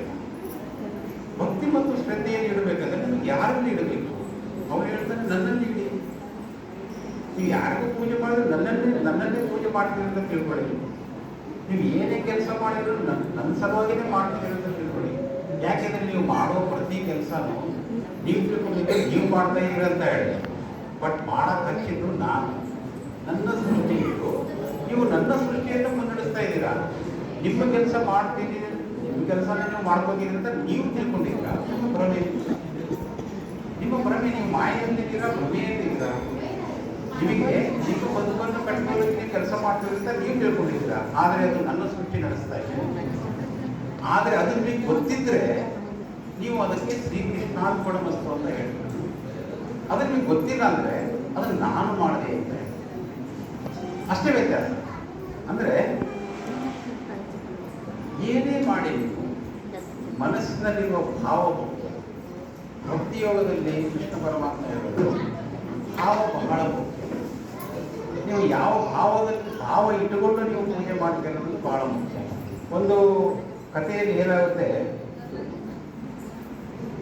ಮಳೆ ಬಂದಿರೋದಿಲ್ಲ ಭಾಳ ವರ್ಷದಿಂದ, ಈಗ ನನಗೆ ಭಾಳ ಬಿಸಿಲಿರುತ್ತೆ, ಮಳೆನೇ ಬಂದಿರೋದಿಲ್ಲ, ಬರಗಾಲ ಇರುತ್ತೆ, ಎಲ್ಲರೂ ಒಂದು ಪೂಜೆ ಇಟ್ಕೊಂಡಿರ್ತಾರೆ, ಮಳೆ ಬರಲಿ ಅಂತ ಒಂದು ಪೂಜೆ. ಆ ಪೂಜೆ ಹೋಗ್ತಾ ಇರ್ತಾರೆ, ಒಂದು ಸಣ್ಣ ಮಗು, ಆ ಮಗು ಏನು ಮಾಡುತ್ತೆ, ಕೊಡೆ ತೊಗೊಂಡೋದ್ರು ಆ ಪೂಜೆಗೆ. ಎಲ್ಲರೂ ನಗ್ತಾರೆ, ಏನು ಪೂಜೆ ಮಾಡೋಕೆ ಹೋಗ್ತಿದ್ದೀರ, ಈ ಬಿಸಿಲಲ್ಲಿ ಮಳೆಯಲ್ಲಿ ಬರುತ್ತೆ, ಕೊಡೆ ಹಾಕ್ತಿದ್ದೀವಿ, ಮತ್ತು ನೀವು ಹೇಳ್ತಾ ಇದ್ದೀರಾ ಪೂಜೆ ಮಾಡಿದ ಕೂಡಲೇ ಮಳೆ ಬರುತ್ತೆ ಅಂದರೆ ಅದಕ್ಕೆ ನಾನು ಕೊಡ್ತೀನಿ. ಅಂದರೆ ಆ ಮಗುವಿಗೆ ಎಷ್ಟು ನಂಬಿಕೆ ಇದೆ ಅಂದರೆ ಆ ಪೂಜೆ ಮೇಲೆ, ಈ ಪೂಜೆ ಮಾಡಿದರೆ ಮಳೆ ಬಂದೇ ಬರುತ್ತೆ ಅಂತ ನಂಬಿಕೆ. ಆದರೆ ಬೇರೆಯವ್ರಿಗೆ ಪೂಜೆ ಮಾಡಬೇಕು ಅಂತ ನಾವು ಮಾಡ್ತಾ ಇದ್ದೇವೆ ಅಷ್ಟೇ, ಮಳೆ ಬರೋದಿಲ್ಲ ಬರುತ್ತೋ ಗೊತ್ತಿಲ್ಲ ನಮಗೆ, ಮಾಡಬೇಕು ಅಂತ ಹೇಳಿದ್ರೆ ಅದಕ್ಕೆ ಮಾಡ್ತಾ ಇದ್ದೇವೆ. ಅವರ ಭಾವ ಬೇರೆ, ಆದರೆ ಆ ಮಗುವಿನ ಭಾವ ಬೇರೆ. ಯಾವ ಭಾವ ಇಟ್ಕೊಂಡು ಕೆಲಸ ಮಾಡ್ತೀರಾ ಅನ್ನೋದು ಬಹಳ ಮುಖ್ಯ. ನೀವು 1 ಗಂಟೆ ಪೂಜೆ ಮಾಡಿ 10 ಗಂಟೆ ಪೂಜೆ ಮಾಡಿ ಅದಕ್ಕೆ ಯಾವ ಡಿಫರೆನ್ಸ್ ಬರುತ್ತೆ, ಭಾವ ಏನಿದೆ ಅನ್ನೋದಕ್ಕೆ ನೀವು ನೈವೇದ್ಯ ಇರ್ತೀರ. ಏನನ್ನು ನೈವೇದ್ಯ ಇರ್ತೀರ, ಏನು ಕೊಟ್ಟರೆ ಭಗವಂತನ ಅವಶ್ಯಕತೆ, ಯಾವ ಭಾವದಲ್ಲಿ ಕೊಡ್ತೀರ ಅದರಿಂದ ಅವನಿಗೆ ತೃಪ್ತಿ ಆಗುತ್ತೆ. ಅದಕ್ಕೆ ಭಾವ ಬಹಳ, ಭಾವ ಇಲ್ಲ ಅಂದರೆ ಯಾವ ಭಕ್ತಿನೂ ನಿಮಗೆ ವರ್ಕೌಟ್ ಆಗುತ್ತೆ, ಅಂದರೆ ಕೆಲಸ ಮಾಡೋದು. ಸೊ ಭಾವ ಬಹಳ ಮುಖ್ಯ ಅನ್ನೋ ಮಾತನ್ನು, ಮನಸ್ಸು ಬಹಳ ಮುಖ್ಯವಾದದ್ದು ಅನ್ನೋದನ್ನು ಭಕ್ತಿಯೋಗದಲ್ಲಿ ಹೇಳ್ತಾರೆ. ಇನ್ನು ಈಗ ಕರ್ಮಯೋಗದ ಬಗ್ಗೆ ಒಂದು ಸ್ವಲ್ಪ ಮಾತಾಡೋಣ. ಯಾಕಂದರೆ ಅದು ಕರ್ಮಯೋಗದಲ್ಲಿ ಶ್ರೀಕೃಷ್ಣನು ಹೇಳೋದು ಏನಂದರೆ, ನೀವು ನಿಮ್ಮ ಬದುಕಿನ ಸಲುವಾಗಿ ಕೆಲಸ ಮಾಡ್ತೀರಾ, ಕರ್ಮಗಳನ್ನು ಮಾಡ್ತೀರಾ, ಅದನ್ನು ನನ್ನ ಹೆಸರಲ್ಲಿ ಮಾಡಿ, ಕೃಷ್ಣನ ಹೆಸರಲ್ಲಿ ಮಾಡಿ, ನನ್ನ ಹೆಸರಲ್ಲಿ ಮಾಡಿ, ದೇವರ ಹೆಸರಲ್ಲಿ ಮಾಡಿ ಅಂತ ಹೇಳ್ತಾನೆ. ಅರ್ಜುನ ಕೇಳ್ತಾನೆ, ನಿನ್ನ ಹೆಸರಲ್ಲಿ ಮಾಡೋದಕ್ಕೆ ಹೇಗೆ ಸಾಧ್ಯ ಆಗುತ್ತಾ ಅದು? ಅದು ಗೊತ್ತಿದೆ ಕೃಷ್ಣನಿಗೆ. ಪ್ರತಿಯೊಬ್ಬ ಮನುಷ್ಯನಲ್ಲಿ ಒಂದು ಅಹಂಕಾರ ಅಂತ ಇದೆ, ಅಂದರೆ ನಾನು ಅನ್ನೋದೊಂದಿದೆ, ಅದು ಭಾಳ ಕಷ್ಟ. ಅದೇನಾಗುತ್ತೆ, ಕೃಷ್ಣನ ಹೆಸರಲ್ಲಿ ನಾನು ಕೆಲಸ ಮಾಡ್ತೀನಿ ಅನ್ನೋದು ಭಾಳ ಕಷ್ಟ. ಅವನಿಗೆ ಒಂದು ಈಗೋ ಬರುತ್ತೆ. ಅದಕ್ಕೆ ಅವನು ಹೇಳ್ತಾನೆ ಶ್ರೀಕೃಷ್ಣ ಪರಮಾತ್ಮ, ಒಂದು ಕೆಲಸ ಮಾಡು, ನನ್ನ ಹೆಸರು ಹೇಳಿ ಮಾಡಬೇಡ, ನೀನೇ ಮಾಡ್ತಾ ಇದೆ ತಿಳ್ಕೊಂಡೇ ನೀನು ಮಾಡು, ಆದರೆ ಮಾಡಿದ ಮೇಲೆ ಅದ್ರ ಏನು ಫಲ ಬರುತ್ತಲ್ಲ ಅದನ್ನಾದರೂ ನನಗೆ ಬಿಟ್ಬಿಡು, ನನ್ನ ಫಲ ಅದನ್ನು ಕೊಡ್ತೀಯಾ, ನನಗೆ ಅದನ್ನು ಕೊಡ್ತೀಯಾ, ಅವಾಗ ನಿನಗೆ ಮಾಡಿದ ಕರ್ಮದ ಫಲ ಅಂಬೋದಿಲ್ಲ. ಕರ್ಮವನ್ನು ಕರ್ಮ ಅಂಟದಂಗೆ, ಅದರ ಫಲ ಅಂಟದಂಗೆ ಮಾಡುವಂತ ಹೇಳ್ತಾರೆ. ಯಾಕಂತ ನಾವು ಮಾಡುವ ಪ್ರತಿಯೊಂದು ಕರ್ಮದಲ್ಲಿ ಒಂದು ಉದ್ದೇಶ ಇರುತ್ತೆ. ಆ ಉದ್ದೇಶ ಯಾವಾಗಲೂ ಏನಿರ್ತದೆ ಅಂದರೆ ನಮ್ಮ ಬದುಕನ್ನು ಕಟ್ಟಲು ಅಂತಾನೇ ಇರ್ತದೆ. ಯಾವಾಗಲೂ ಬೇರೆಯವರ ಬದುಕನ್ನು ಕಟ್ಟಲು ಅಂತ ಇರ್ತದಲ್ಲ, ಕಟ್ಟಬೇಕು ಅಂತ ಇರ್ತದಲ್ಲ, ಆ ಉದ್ದೇಶ ಅದು ಯಾವಾಗಲೂ ಒಂದು ಒಳ್ಳೆಯ ಫಲವನ್ನು ಕೊಡುತ್ತೆ, ಒಳ್ಳೆಯ ಪುಣ್ಯವನ್ನು ಗಳಿಸ್ಕೊಡ್ತಾರೆ. ನಮ್ಮ ಮೋದಿಯವರಿದ್ದಾರೆ, ಅವರು ಬದುಕ್ತಾ ಇರೋದು ಬೇರೆಯವರ ಸಲುವಾಗಿ, ನಿಮಗೆಲ್ಲ ಗೊತ್ತಿದೆ. ಇನ್ನೊಬ್ಬರ ಸಲುವಾಗಿ, ಇನ್ನೊಬ್ಬರ ಬದುಕನ್ನು ಕಟ್ಟುವ ಸಲುವಾಗಿ ನಾವು ಕೆಲಸ ಮಾಡ್ತೀವಲ್ಲ, ಅದು ಶ್ರೀಕೃಷ್ಣ ಪರಮಾತ್ಮನಿಗೆ ಬಹಳ ಇಷ್ಟ. ಯಾಕಂದರೆ ಅದರಲ್ಲಿ ಅವನ ಸ್ವಹಿತ ಯಾವುದೂ ಇರೋದಿಲ್ಲ. ಅದಕ್ಕೆ ಅವನು ಹೇಳ್ತಾನೆ, ಕರ್ಮವನ್ನು ನೀನು ಮಾಡಲೇಬೇಕು, ಪ್ರತಿಯೊಬ್ಬ ಜೀವಿಯೂ ಕರ್ಮ ಮಾಡಲೇಬೇಕು, ಆದರೆ ಮಾಡುವ ಕರ್ಮವನ್ನು ಅಂಟಿಗೊಳ್ಳದೇ ಮಾಡು. ಅದರ ಅರ್ಥ ಏನಂದರೆ, ನೀನು ಕರ್ಮವನ್ನು ಇಲ್ಲ ನನ್ನ ಹೆಸರಲ್ಲಿ ಮಾಡು, ನಿನಗೆ ಆಗಲಿಲ್ಲ ಅಂದರೆ ನೀನೇ ಮಾಡಿದೆ ಅಂತ ತಿಳ್ಕೊ, ಆದರೆ ಅದರ ಫಲವನ್ನಾದರೂ ನನಗೆ ಬಿಟ್ಬಿಡು. ಹೇಗೆ ಬಿಡೋದು ಫಲವನ್ನು? ಅಡುಗೆ ಮಾಡ್ತೇವೆ, ನಾವೇ ಊಟ ಮಾಡ್ತೇವೆ, ದುಡಿತೇವೆ, ನಾವೇ ತಗೋತೇವೆ ಪ್ರತಿಯೊಂದು. ಯಾಕೆ ಅದು ಬಹಳ ಮುಖ್ಯ ಅಂದರೆ, ನಾವು ಮಾಡೋ ಕೆಲಸದಲ್ಲಿ ಎಷ್ಟೋ ಜನಕ್ಕೆ ತೊಂದರೆ ಆಗುತ್ತೆ. ಒಂದು ಒಳ್ಳೆಯ ಉದ್ದೇಶ ಈಡೇರುತ್ತೆ, ಆದರೆ ಕೆಲವೊಂದು ಜನಕ್ಕೆ ತೊಂದರೆ ಆಗಿರುತ್ತೆ. ಆ ತೊಂದರೆ ನಮಗೆ ಕಾಣೋದಿಲ್ಲ. ಒಂದು ಕೆಲಸ ಮಾಡಿದಾಗ ಅದಕ್ಕೊಂದು ಫಲ ಇರುತ್ತೆ, ಆ ಫಲ ಒಳ್ಳೆಯದಿರುತ್ತೆ, ಆದರೆ ಅದರ ಹಿಂದೆ ಕೆಲವೊಂದು ಘಟನೆಗಳು ಆಗಿರ್ತವೆ, ಅದರಿಂದ ಇನ್ನೊಬ್ಬರಿಗೆ ತೊಂದರೆ ಆಗಿರುತ್ತೆ, ಅದರಿಂದ ಕೆಟ್ಟ ಫಲ ಬಂದೇ ಬರುತ್ತೆ. ಅದು ಮಾತ್ರ ತಪ್ಪೋದಿಲ್ಲ. ಅದು ನಮಗೆ ಗೊತ್ತಿರೋದಿಲ್ಲ. ಅದು ಕೃಷ್ಣನಿಗೆ ಗೊತ್ತಿದೆ, ಶ್ರೀಕೃಷ್ಣನಿಗೆ ಅದು ಗೊತ್ತಿದೆ. ಅದಕ್ಕೆ ಅವರು ಹೇಳ್ತಾನೆ, ಪ್ರತಿಯೊಂದು ಕರ್ಮ ಮಾಡುವಾಗ ನನ್ನ ಹೆಸರಲ್ಲಿ ಮಾಡೋ, ಈಗ ಫಲವನ್ನು ನನಗೆ ಬಿಟ್ಬಿಡು, ಅವಾಗ ನಾನು ಎಲ್ಲದನ್ನು ನಾನು ನೋಡ್ಬೋದು. ಭಕ್ತಿಯೋಗದಲ್ಲಿ ನನ್ನಲ್ಲಿ ಶರಣಾಗುವಂತ ಹೇಳಿದ, ನನ್ನಲ್ಲಿ ಶರಣಾಗ್ಬಿಡು. ನನ್ನ ಶರಣಾಗೋದಂದ್ರೆ ಏನು? ದೇವರು ಕೊಡೋದ, ಈಗ ಮನಸ್ಸನ್ನು ಕೊಡು, ಮನಸ್ಸನ್ನು ಕೊಡೋದಂದ್ರೆ ಶರಣಾಗೋದೆ ಅಂತ. ಕರ್ಮಯೋಗದಲ್ಲಿ ಏನು ಹೇಳ್ದ? ಕರ್ಮವನ್ನು ನನ್ನ ಹೆಸರು ಮಾಡು, ಈಗ ಫಲವನ್ನು ನನಗೆ ಕೊಡ್ತೇವೆ. ಇದರ ಅರ್ಥ ಏನಂದರೆ, ಯಾವ ಯೋಗಗಳಲ್ಲಿ ಇನ್ನೊಂದು ಅನ್ನೋದು ಈ ಜಗತ್ತಿನಲ್ಲಿ ಏನೂ ಇಲ್ಲ. ನೀನು ನನ್ನ ಸ್ವರೂಪನೇ, ನನ್ನ ಅಂಶನೇ ನೀನಿದೆಯಾ, ನೀನು ನನ್ನಲ್ಲಿಗೆ ಬರಬೇಕು. ಆದರೆ ಈ ಜಗತ್ತಿನಲ್ಲಿ ನೀನು ಒಂದು ಜೀವಿಯಲ್ಲಿ, ಒಂದು ದೇಹದಲ್ಲಿ ಬಂಧಿತನಾಗಿದೆಯಾ. ನೀನು ಮಾಡ್ತಾ ಇರೋ ಕೆಲಸ ಎಲ್ಲ ನಂದೇ, ನಿನ್ನದಲ್ಲೂ ಏನೂ ಇಲ್ಲ. ಈ ಎರಡು ಯೋಗಗಳಿಂದ ನಾವು ತಿಳ್ಕೊಳ್ಳೋದು. ಆಮೇಲೆ ಜ್ಞಾನ ಯೋಗಕ್ಕೆ ಬರ್ತಾನೆ. ಜ್ಞಾನ ಯೋಗದಲ್ಲಿ ಅರ್ಜುನಿಗೆ ಹೇಳ್ತಾನೆ, ಆತ್ಮ ಅಂದರೆ ಏನು, ನಾನು ಅಂದರೆ ಯಾರು, ಮತ್ತೆ ನಾನು ಅಂದರೆ ಯಾರು, ಈ ಪ್ರಶ್ನೆಗೆ ಉತ್ತರ ಸಿಗುವುದು ನಮಗೆ ಆತ್ಮದ ಜ್ಞಾನವನ್ನು ಪಡೆದಾಗ. ಆಧ್ಯಾತ್ಮಿಕತೆ ಅಂದರೆ ಏನಂದರೆ ಆತ್ಮನ ಜ್ಞಾನವೇ ಆಧ್ಯಾತ್ಮಿಕತೆ. ನಾವು ಮಾತಾಡ್ತೇವೆ ಸ್ಪಿರಿಚುಯಾಲಿಟಿ, ಆಧ್ಯಾತ್ಮಿಕತೆ, ಸುಮಾರು ಕಡೆ ಕೇಳ್ತೇವೆ. ಅದು ಏನೇನೋ ಹೇಳ್ತಾರೆ, ಎಲ್ಲದೂ ಒಳ್ಳೆಯದಕ್ಕೆ ಹೇಳ್ತಾರೆ, ಯಾರು ತಪ್ಪು ಹೇಳೋದಿಲ್ಲ. ಎಲ್ಲರಿಗೂ ಅವ್ರದ್ದೇ ಆದ ಒಂದು ಹಾದಿ ಇದೆ. ಯಾರನ್ನು ನಾವು ಹೀಯಾಳಿಸೋದಕ್ಕೆ ಬರೋದಿಲ್ಲ, ಯಾರನ್ನು ನಾವು ತಪ್ಪು ಅಂತ ಹೇಳಕ್ಕೆ ಬರೋದಿಲ್ಲ. ಪ್ರತಿಯೊಬ್ಬರಿಗೂ ಒಂದೊಂದು ಹಾದಿ ಇದೆ, ಪ್ರತಿಯೊಬ್ಬರಿಗೂ ಒಂದೊಂದು ವಿಚಾರ ಇದೆ. ಎಲ್ಲವೂ ಸರಿಯೇ, ಎಲ್ಲರೂ ಒಳ್ಳೆಯದಾಗಿ ಹೇಳ್ತಾರೆ. ಆಧ್ಯಾತ್ಮಿಕತೆ ಅಂದರೆ ಆತ್ಮನ ಕುರಿತಾದ ಒಂದು ಜ್ಞಾನ. ಆ ಜ್ಞಾನವೇ ಮುಖ್ಯ ಪ್ರಪಂಚದಲ್ಲಿ. ಉಳಿದಕ್ಕೆಲ್ಲ ಜ್ಞಾನ ಅಲ್ಲ. ಈಗ ಒಬ್ಬ ವೈದ್ಯ ಜ್ಞಾನಿ ಒಂದು ಕೌಶಲ್ಯವನ್ನು ಕಲ್ತಿದ್ದಾನೆ, ಒಂದು ಪ್ರೊಫೆಷನನ್ನು ಕಲ್ತಿದ್ದಾನೆ. ಒಬ್ಬ ಇಂಜಿನಿಯರು ಒಂದು ಕೌಶಲ್ಯವನ್ನು ಕಲ್ತಿದ್ದಾನೆ. ಒಬ್ಬ ರೈತ ಹೇಗೆ ಬೆಳೆ ಬೆಳೀಬೇಕು ಅಂತ ಕಲ್ತಿದ್ದಾನೆ. ಒಂದೊಂದು ಕೆಲಸವನ್ನು ಕಲಿತಾರೆ. ಬಟ್ ಜ್ಞಾನ ಅನ್ನೋದು ಜಗತ್ತಿನಲ್ಲಿರೋದು ಆತ್ಮನ ಜ್ಞಾನ ಒಂದೇ. ಅದನ್ನೇ ತಿಳ್ಕೊಳ್ಳೋದಕ್ಕೆ ನಾವು ಪ್ರಯತ್ನ ಮಾಡಬೇಕು. ನಾವು ಅದನ್ನು ಬಿಟ್ಟು ಇದು ನನಗೆ ಬೇಕಾಗಿಲ್ಲ, ಇದು ನನ್ನ ಬದುಕನ್ನು ಕಟ್ಟಿಕೊಡೋದಿಲ್ಲ ಅಂತ ಅದರಿಂದ ದೂರ ಇರೋದು, ಅದು ಅವರಿಗೆ ನಷ್ಟ.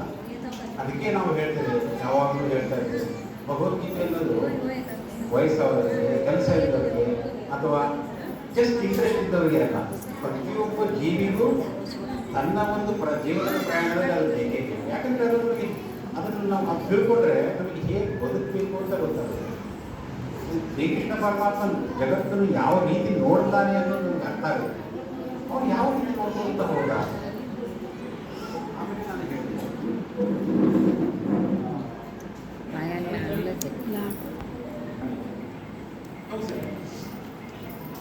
ಅದಕ್ಕೆ ಅವಳು ಏನು ಮಾಡಿದ್ರು, ರಾಮನ ಪಟ್ಟಾಭಿಷೇಕ ತಪ್ಪಿಸಿ. ಈ ಅಸೂಯೆ ಅನ್ನೋದಿದೆಯಲ್ಲ, ಇದು ಭಾರಿ ಡೇಂಜರಸ್. ನಮ್ಮಲ್ಲಿ ಕೆಲವೊಂದು ನೆಗೆಟಿವ್ ಕ್ವಾಲಿಟೀಸ್ ಇರ್ತವೆ, ಪ್ರತಿಯೊಬ್ಬ ಮನುಷ್ಯನಲ್ಲಿ ಇರ್ತವೆ. ಸಿಟ್ಟು, ದ್ವೇಷ ನಮ್ಗೆ ಕಾಣುತ್ತೆ. ಯಾರಾದ್ರೂ ಸಿಟ್ಟು ಮಾಡ್ತೇವೆ, ಏನಾದ್ರು ತಪ್ಪು ಮಾಡ್ತೇವೆ, ಯಾರು ಸಿಟ್ಟು ಮಾಡ್ತಾರೆ, ನಮ್ಗೆ ಕಾಣುತ್ತೆ. ಅದೇ ಸಿಟ್ಟು ನಿರಂತರವಾಗಿದ್ದರೆ ಅದು ದ್ವೇಷ ಆಗುತ್ತೆ, ಅದು ನಮ್ಗೆ ಕಾಣುತ್ತೆ.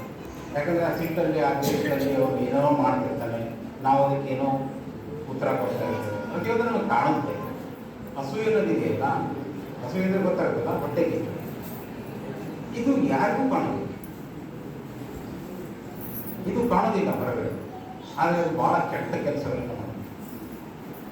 ಇದು ಭಗವಂತನ ಸೃಷ್ಟಿಯಲ್ಲಿ ಎಷ್ಟೊಂದು ಬಾಧೆಗಳನ್ನು ಕೊಡುತ್ತೆ ಅಂದರೆ, ಸೃಷ್ಟಿಯನ್ನೇ ಅದು ಅಲ್ಲೋಲ ಕಲ್ಲೋಲ ಮಾಡುವಷ್ಟು ಶಕ್ತಿಯಲ್ಲಿ. ಈ ಅಸೂಯೆಗೆ ಎಷ್ಟೊಂದು ಉದಾಹರಣೆಗಳು ಮಹಾಭಾರತ ಮತ್ತು ರಾಮಾಯಣದಲ್ಲಿ ಸಿಗ್ತವೆ. ಕೌರವರಿಗೆ ಪಾಂಡವರ ಮೇಲೆ ಇದ್ದಂಥ ಅಸೂಯೆ, ಧೃತರಾಷ್ಟ್ರನಿಗೆ ಪಾಂಡವರ ಮಕ್ಕಳ ಮೇಲೆ ಇದ್ದಂಥ ಅಸೂಯೆ. ಧೃತರಾಷ್ಟ್ರ ದ್ರೌಪದಿಯ ವಸ್ತ್ರಾಭರಣ ಮಾಡುವಾಗ ಸುಮ್ಮನೆ ಆಗಿದ್ದ. ಅಸೂಯೆಯಿಂದ ಮನುಷ್ಯ ಏನು ಮಾಡಬಲ್ಲ ಅನ್ನೋದನ್ನು ಅದು ತೋರಿಸ್ತದೆ. ಒಬ್ಬ ಮನುಷ್ಯನಿಗೆ ಅಸೂಯೆ ಇದ್ದರೆ ಅಂದರೆ ಎಲ್ಲರಲ್ಲಿ ಇರುತ್ತೆ. ಅದನ್ನು ಹೇಗೆ ಬಿಡಬೇಕು ಅನ್ನೋದನ್ನು ಶ್ರೀಕೃಷ್ಣ ಪರಮಾತ್ಮ ಹೇಳ್ತಾನೆ. ಅರ್ಜುನಿಗೆ ಅವನು ಒಂದು ಕಡೆ ಹೇಳ್ತಾನೆ, ನಿನ್ನಲ್ಲಿ ಅಸೂಯೆ ಇಲ್ಲ ಅನ್ನೋದಕ್ಕೆ ಮಾತ್ರ ನಾನು ಸೃಷ್ಟಿಯ ಕೆಲವೊಂದು ರಹಸ್ಯಗಳನ್ನು ಹೇಳ್ತೇನೆ, ಇದನ್ನು ಯಾರಿಗೂ ನಾನು ಹೇಳೋದಿಲ್ಲ ಅಂತ ಹೇಳ್ತಾನೆ. ಅಂದರೆ ಅಸೂಯೆ ಬಿಟ್ಟಂಥ ಮನುಷ್ಯನಿಗೆ ಅವನ ಒಂದು ಆಶೀರ್ವಾದ ಎಷ್ಟು ಬೇಗ ಸಿಗುತ್ತೆ ಅನ್ನೋದು ಇದರಿಂದ ನಾವು ಹೇಳ್ತೇವೆ. ಯಾಕಂದರೆ ಅದು ಭಾಳ ಕೆಟ್ಟದ್ದು. ಅಸೂಯೆ ಅನ್ನೋದನ್ನು ನೀವು ಅರ್ಥ ಮಾಡ್ಕೋಬೇಕಂದ್ರೆ ಕೆಲವೊಂದು ಉದಾಹರಣೆಗಳನ್ನು ನೀವು ನೋಡ್ಬೋದು. ಉದಾಹರಣೆಗಳನ್ನು ಈಗ ಒಂದು ಸಿಂಪಲ್ ಎಕ್ಸಾಂಪಲ್ ಅಂದರೆ ನಾವು ಅನಿಲ್ ಅಂಬಾನಿ ನೋಡಿದ್ರೆ ಅಸೂಯೆ ಆಗುತ್ತಾ? ಆಗೋದಿಲ್ಲ. ಅವ್ರು ಯಾರು ಎಷ್ಟು ಕೋಟ್ಯಾಧೀಶ ಅಂದ್ರೆ ನಮಗೆ ಅಸೂಯೆ ಬರೋದಿಲ್ಲ. ಅಸೂಯೆ ಬರೋದು ಯಾವಾಗ ಅಂದರೆ ನಮ್ಮಲ್ಲಿ ಬಗ್ಗೆನೇ ನಮಗೆ ಅಸೂಯೆ. ಅದು ಬಹಳ ಡೇಂಜರಸ್. ಅದು ಬೇರೆಯವ್ರ ಬಗ್ಗೆ ಬರೋದಿಲ್ಲ. ನಮಗೆ ಯಾರು ಅಪರಿಚಿತರನ್ನು ಕಂಡ್ರೆ ನಮಗೆ ಯಾವಾಗ ಅಸೂಯೆ ಆಗೋದಿಲ್ಲ. ಅದು ಬಹಳ ಕಡಿಮೆ. ಅಸೂಯೆ ಹುಟ್ಟೋದು ನಮ್ಮಲ್ಲಿ ಬಗ್ಗೆ ಮಾತ್ರ. ಆದರೆ ಅದನ್ನು ಬಿಟ್ಟವರು ಮಾತ್ರ ಶ್ರೀಕೃಷ್ಣ ಪರಮಾತ್ಮನ ಆಪ್ತ ಭಕ್ತರಾಗ್ತಾರೆ. ಅವರು ಹೇಳ್ತಾ ಪ್ರತಿಯೊಂದು ಶ್ಲೋಕದಲ್ಲಿ ಅವರು ಹೇಳೋದೇನೆಂದರೆ ಮನುಷ್ಯನಲ್ಲಿರುವ ದುರ್ಗುಣಗಳು ಯಾವುವು, ಅದನ್ನು ಹೇಗೆ ಬಿಡಬೇಕು, ಹೇಗೆ ಬಿಡ್ಕೋತ ಬರಬೇಕು. ಸೊ ಜ್ಞಾನ ಯೋಗದಲ್ಲಿ ಅವ್ರು ಹೇಳ್ತಾರೆ ಮನುಷ್ಯನಿಗೆ ಆತ್ಮನ ಜ್ಞಾನ ಬಹಳ ಮುಖ್ಯ. ನಾನು ಎಲ್ಲ ಕಡೆಯೂ ಇದ್ದೇನೆ, ಎಲ್ಲ ಜೀವಿಗಳಲ್ಲಿ ಇದ್ದೇನೆ, ಎಲ್ಲ ಸಸ್ಯಗಳಲ್ಲೂ ಇದ್ದೇನೆ. ಈ ಸೃಷ್ಟಿಯಲ್ಲಿ ಪ್ರತಿಯೊಂದು ಕಡೆಯೂ ನಾನಿದ್ದೇನೆ. ಒಂದು ಡಿಫರೆನ್ಸ್ ಏನಂದರೆ ಕೆಲವೊಂದು ವಸ್ತುಗಳು ಪಂಚಭೂತಗಳು ಆ ಕಡೆಯಿಂದ ಈ ಕಡೆ ಹೋಗೋದಿಲ್ಲ, ಅವು ಸಂತಾನವನ್ನು ಉತ್ಪತ್ತಿ ಮಾಡೋದಿಲ್ಲ. ಆದರೆ ಕೆಲವೊಂದು ಜೀವಿಗಳಿದ್ದಾವೆ, ಸಸ್ಯಗಳಿದ್ದಾವೆ, ಪ್ರಾಣಿಗಳಿದ್ದಾವೆ, ಅವು ತನ್ನ ಸಂತಾನವನ್ನು ಉತ್ಪತ್ತಿ ಮಾಡ್ತವೆ. ಅಷ್ಟೇ ಡಿಫರೆನ್ಸ್ ಬಿಟ್ಟರೆ ನಾನು ಎಲ್ಲ ಕಡೆಯೂ ಇದೆ. ಹಾಗಾಗಿ ನೀವು ಎಲ್ಲಿ ನೋಡಿದ್ರು ನಾನೇ ಇದ್ದೇನೆ, ಎಲ್ಲ ಕಡೆಯೂ ನಾನೇ ಇದ್ದೇನೆ. ನೀವು ನನ್ನನ್ನು ನೋಡೋ ಕಣ್ಣು ಬೇಕು ಅಷ್ಟೇ. ಅದಕ್ಕೆ ಅವರು ಹೇಳ್ತಾನೆ, ನೀನು ಸರಿಯಾಗಿ ನೋಡು, ನಿನಗೆ ಏನು ಕಾಣ್ತಾ ಇದೆ, ಅಧರ್ಮ ಕಾಣ್ತಾ ಇದೆಯಾ, ಅದನ್ನು ನೋಡೋದನ್ನು ಕಲಿತು. ನಮ್ಮವರಾಗಲಿ ಬೇರೆಯವರಾಗಲಿ ತಪ್ಪು ಮಾಡಿದ ಅಂದರೆ ಅವನ ಹರಣ, ಅವನಿಗೆ ಶಿಕ್ಷೆ ಕಟ್ಟಿಟ್ಟ ಗುರಿ. ವಿಶ್ವರೂಪ ದರ್ಶನ ಕೊಟ್ಟಾಗ ಅರ್ಜುನ ಹೇಳ್ತಾನೆ, ನನಗೆ ನಿನ್ನ ವಿಶ್ವರೂಪ ದರ್ಶನ ನೋಡೋಕೆ ಆಗ್ತಾ ಇಲ್ಲ, ನೀನು ಯಾರು ಅಂತ ಕೇಳ್ತಾನೆ. ಅರ್ಜುನ ಗೊತ್ತಿರೋದಿಲ್ಲ ಶ್ರೀಕೃಷ್ಣ ಪರಮಾತ್ಮ ಮೂಲ ಸ್ವರೂಪ. ಅವನು ಹೇಳ್ತಾನೆ ಅವಾಗ, ನಾನು ಕೌರವರನ್ನು ಸಂಹಾರ ಮಾಡಲಿಕ್ಕೆ ಈ ಅವತಾರವನ್ನು ತಾಳಿದ್ದೇನೆ. ಅದರ ಜೊತೆಗೆ ಬೇರೆ ಬೇರೆ ರಾಕ್ಷಸರನ್ನು ಅವನು ಹೊಂದಿದ್ದಾನೆ. ಅವರ ಸಂಹಾರ ಬಹಳವಾಗಿ ನಿಶ್ಚಿತ. ನೀನು ಯುದ್ಧ ಮಾಡು, ಅವರು ಸಾಯಲೇಬೇಕು. ಅಧರ್ಮ ಇಲ್ಲ ಅಂದರೆ ಗೆಲ್ಲುತ್ತದೆ. ಅಧರ್ಮವನ್ನು ನಾನು ಸೋಲಿಸಲೇಬೇಕು. ಯುದ್ಧ ಮಾಡೋದು ಬಿಡೋದು ಬಿಟ್ಟಿದ್ದು, ಅವರು ಸಾಯೋದು ಮಾತ್ರ ನಿಶ್ಚಿತ ಅಂತ ಹೇಳ್ತಾರೆ. ಅಂದರೆ ನಮ್ಮವರಲ್ಲಿ ಅಧರ್ಮ ಕಂಡು ಬಂದರೆ ಅವರನ್ನು ತಿದ್ದುವುದು, ಅವರನ್ನು ಮೇಲೆ ಕೆತ್ತುವುದು ಬಹಳ ಮುಖ್ಯ. ಆದರೆ ಅವನು ಜೋರು ಮಾಡಿ ಯಾರಿಗೂ ಜೋರು ಮಾಡೋದು ಅವನೇನು ಮಾಡ್ತಾನೆ, ದಾರಿ ದುರ್ಯೋಧನಿಗೆ ಹೇಳ್ತಾನೆ, ಯುದ್ಧವನ್ನು ಬಿಟ್ಬಿಡು, 5 ಗ್ರಾಮಗಳಲ್ಲಿ ಅವನು ಕೇಳೋದಿಲ್ಲ. ಅವನಿಗೆ ಅವನ ಶಕ್ತಿಯನ್ನು ತೋರಿಸಿ ಹೆದರಿಸಿ ಯುದ್ಧವನ್ನು ನಿಲ್ಲಿಸ್ಬೋದಾಗಿತ್ತು. ಬಟ್ ಅವನಿಗೆ ಬೇಕಾಗಿಲ್ಲ, ಕೃಷ್ಣ ಪರಮಾತ್ಮನಿಗೆ ಬೇಕಾಗಿಲ್ಲ. ಪಾಂಡವರು ಹೇಳಿದ್ದಕ್ಕೆ ಅಷ್ಟೇ ಸಂಧಾನಕ್ಕೆ ಹೋಗಿದ್ದವರು. ಅವನಿಗೆ ಬೇಕಾಗಿಲ್ಲ. ಅವ್ನಿಗೆ ಗೊತ್ತಿದೆ ದ್ರೌಪದಿಗೆ ಅವನು ಏನು ಮಾಡಿ, ಅಂದರೆ ಒಂದು ಹೆಣ್ಣಿನ ಅವಮಾನವನ್ನು ಅವನು ಯಾವ ರೀತಿ ಮಾಡಿದ್ರು ಅನ್ನೋದು ಅವ್ನಿಗೆ ಗೊತ್ತಿದೆ. ಅದಕ್ಕೆ ಶಿಕ್ಷೆ ಕಾದಿದೆ.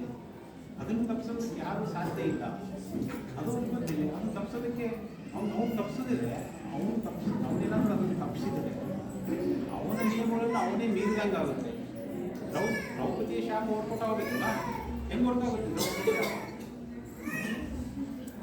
ಶ್ರೀಕೃಷ್ಣ ಪರಮಾತ್ಮ ಕಂಡಿರಾಗಿದ್ದು 2 ಸಲ. ಒಂದು ದ್ರೌಪದಿಯ ವಸ್ತ್ರಾಭರಣದಲ್ಲಿ, ಎರಡನೆಯದು ಕರ್ಣನ ಸತ್ತಾಗ. ದ್ರೌಪದಿಯ ವಸ್ತ್ರಾಭರಣ ಆಗುವಾಗ ಅವನು ಕ್ಷಮೆ ತೋರ್ತಾನೆ. ಏನಂತ ಅಂದರೆ, ನಿನ್ನ ವಸ್ತ್ರಾಭರಣ ಆಗಲೇಬೇಕು, ಇದು ಯುದ್ಧಕ್ಕೆ ನಾಂದಿ, ಕೌರವರ ನಾಶಕ್ಕೆ ನಾಂದಿ, ಅಧರ್ಮವನ್ನು ಸೋಲಿಸಲೇಬೇಕು, ಅದಕ್ಕೆ ಇದು ಆಗಲೇಬೇಕು, ನನ್ನನ್ನು ಕ್ಷಮಿಸು. ಅವನಿಗೆ ಎಲ್ಲದೂ ಗೊತ್ತಿದೆ. ಆದರೆ ತನ್ನ ನಾನು ಮಾಡಿದ ಸೃಷ್ಟಿಯ ನಿಯಮಗಳನ್ನು ಅವನೇ ಮೀರೋದಿಲ್ಲ. ಅದಕ್ಕೆ ಅನುಗುಣವಾಗಿಯೇ ಅವನು ನಡ್ಕೋತಾನೆ. ಶ್ರೀಕೃಷ್ಣ ಪರಮಾತ್ಮ ಅವನಿಗೆ ಬಾಣ ತಾಗಿ ಅವನ ದೇಹವನ್ನು ಬಿಟ್ಟಿದ್ದು ಅದಕ್ಕೂ ಒಂದು ಕಾರಣ ಇದೆ. ಹಿಂದಿನ ಜನ್ಮದಲ್ಲಿ ವಾಲಿಯನ್ನು ಕೊಂದಿದ್ದಕ್ಕೆ ಅದರ ಕರ್ಮಫಲವನ್ನು ನಾನು ಅನುಭವಿಸ್ತಾ ಇದ್ದೇನೆ, ಇದು ಯಾರಿಗೂ ತಪ್ಪಿದ್ದಲ್ಲ ಅನ್ನೋದನ್ನು ತೋರಿಸಿಕೊಡ್ತಾನೆ. ಅಂದರೆ ಪ್ರತಿಯೊಂದು ಹೆಜ್ಜೆಯಲ್ಲಿ ಅವನು ಏನನ್ನು ತೋರಿಸಿದಂತೆ ಸಾಮಾನ್ಯ ಮನುಷ್ಯ ಆಗಲಿ ಅಥವಾ ಒಬ್ಬ ಉತ್ತಮ ಮನುಷ್ಯ ಆಗಲಿ ಅಥವಾ ದೇವರೇ ಬಂದು ಈ ಸೃಷ್ಟಿಯಲ್ಲಿ ದೇವರೇ ಬಂದು ಅವತಾರ ತಗೊಳ್ಳಿ, ಅವನು ತನ್ನ ನಿಯಮಗಳನ್ನು ಅಥವಾ ಈ ಸೃಷ್ಟಿಯ ನಿಯಮಗಳನ್ನು ಮೀರೋದಕ್ಕೆ ಸಾಧ್ಯ ಆಗುವುದಿಲ್ಲ. ಅಂದಾಗ ನಮ್ಮಂಥ ಮನುಷ್ಯರು ನಾವು ಮಾಡಿದ ಕರ್ಮಫಲವನ್ನು ಅನುಭವಿಸಲೇಬೇಕು ಅನ್ನೋದನ್ನು ತೋರಿಸಬೇಕು. ಕರ್ಮಫಲ ಯಾರನ್ನೂ ಬಿಡೋದಿಲ್ಲ. ಅದಕ್ಕೆ ನಾವು ಮಾಡುವ ಕರ್ಮ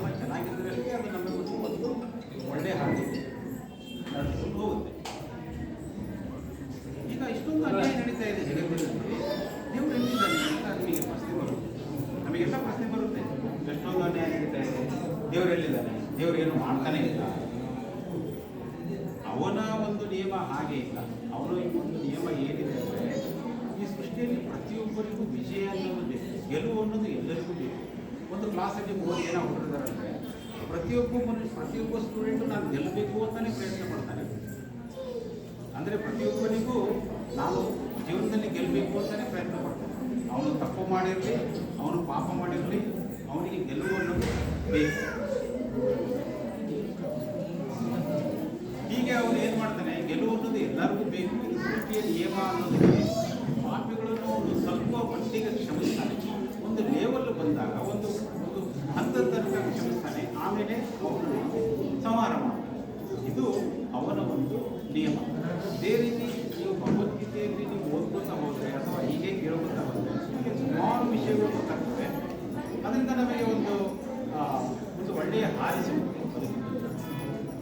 ಇಷ್ಟು ಹೇಳಿ ನನ್ನ ಮಾತನ್ನು ಮುಗಿಸ್ತೇನೆ. ಅದರಿಂದ ಮುಂದೆ ನನಗೆ ಅವಕಾಶ ಕೊಟ್ಟಂಥ ಒಂದು ಸಮಾಜದ ಗಣ್ಯರಿಗೆ ನನ್ನ ಕೃತಜ್ಞತೆಗಳನ್ನು ಸಲ್ಲಿಸ್ತೇನೆ. ಅದ್ರ ಜೊತೆಗೆ ಇಷ್ಟೊತ್ತು ಕೇಳಿದ ಕೇಳೋದು ಭಾಳ ಮುಖ್ಯ ಅಂಥ ವಿಷಯಗಳನ್ನು ಮತ್ತು ತಿಳ್ಕೊಳ್ಳೋದು ಮತ್ತು ನಿಮ್ಮ ಮನೆಗಳಲ್ಲಿ ನಡೆಸಿಕೊಳ್ಳೋದು ಬಹಳ ಮುಖ್ಯ. ಆಮೇಲೆ ಸಮಾಜದ ದೊಡ್ಡವರಿಗೆ ಇದನ್ನೆಲ್ಲ ಮಾಡೋದಕ್ಕೆ ಅವಕಾಶ ಮಾಡಿಕೊಡೋದು ನಮ್ಮ ಕೃತಜ್ಞತೆ ಇರಬೇಕು. ಯಾಕಂದರೆ ಅವರು ಈ ಇಂಥ ಸಮಾರಂಭಗಳನ್ನು ಅವರು ಮಾಡ್ತಾರೆ, ನಡೆಸ್ತಾರೆ. ಅವರು ಅವರದೇ ಆದ ವೇಳೆಯನ್ನು ಅವರು ಮಾಡ್ತಾರೆ. ಇನ್ನೂ ಬೇಕಾದವರಿಗೆ ಮಾತಾಡೋದಕ್ಕೆ ಅದರ ಸಮಯ ಇಲ್ಲ. ತುಂಬ ಧನ್ಯವಾದ.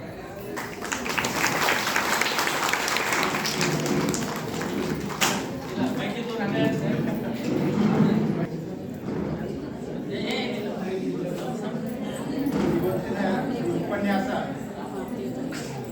ಸತೀಶ್ ಮಾಂಡ್ರೆ ಅಂತೇಳಿ ನಡೆಸಿಕೊಂಡು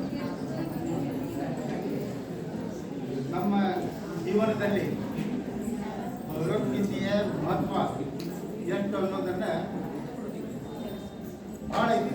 ಅದರ ಮಹತ್ವ ಒಂದು ಮಾತು ಹೇಳಿದವರು ಏನಂತೇಳಿ, ಭಗವದ್ಗೀತೆಯನ್ನು ವಯಸ್ಸಾದರೂ ಓದಬೇಕು ವಗೇರೆ ಅಂತ ಅಂದರು.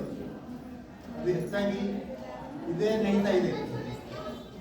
ಈ ಚಿಕ್ಕ ವಯಸ್ಸಿನಲ್ಲಿ ಭಗವದ್ಗೀತೆ ಓದಿದರೆ ಅವರ ಜೀವನ ಸಫಲವಾಗಲಿಕ್ಕೆ ಕಾರಣ ಆಗ್ತದೆ. ನೈಜ ಜೀವನದ ಘಟನೆಗಳೇ ನಮ್ಮ ಭಗವದ್ಗೀತೆಯಲ್ಲಿ ಕೂಡಿದ್ದಾವೆ. ಆ ಭಗವದ್ಗೀತೆಯನ್ನು ಓದ್ತಾ ಹೋದರೆ ನಿಮಗೆ ಜೀವನ ಹೇಗೆ ನಡೆಸಿಕೊಂಡು ಹೋಗಬೇಕು ಅನ್ನೋದು ಅದರಲ್ಲಿ ಅರ್ಥ ಸಿಗ್ತದೆ ಅಂಥೇಳಿ ನಮ್ಮ ಉಪನ್ಯಾಸಕರಾದ ಸತೀಶ್ ಮಾಂಡ್ರೆ ಅವರು ಹೇಳಿದ್ದಾರೆ. ಸತೀಶ್ ಮಾಂಡ್ರೆ ಇವರು ಚಿಕ್ಕೇರಿಯವರು. ಅವರ ಪರಿಚಯವನ್ನು ಅವರ ಭಾಷಣವಾದ ಉಪನ್ಯಾಸವಾದ ನಂತರ ನಾನು ತಿಳಿಸ್ತಾ ಇದ್ದೇನೆ. ಇವರು ಸಾಫ್ಟ್ವೇರ್ ಇಂಜಿನಿಯರ್ ಭಗವದ್ಗೀತೆ ಕಡೆ ಒಳಗಬೇಕಂತಂದ್ರೆ ಅವರು ಆ ಭಗವದ್ಗೀತೆ ಓದಿದಾರಂತೇಳಿ ಅದು ಬರ್ತಾ ಇದೆ.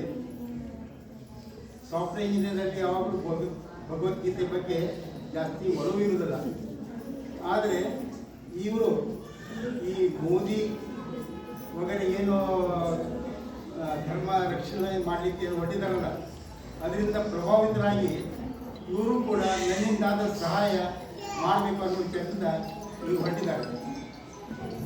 ಅದೇ ನಮ್ಮ ಈ ವಿಷಯ ನಮ್ಮ ಮುಂದೆ ತಿಳಿಸಿದಾಗ ಇದರ ಅವಕಾಶವನ್ನು ಪಡೆಯೋಣ ಅಂತೇಳಿ ಇಂದು ನಾವು ಇದನ್ನು ಇವತ್ತಿನ ಕಾರ್ಯಕ್ರಮ ಇಟ್ಕೊಂಡಿದ್ದೇವೆ.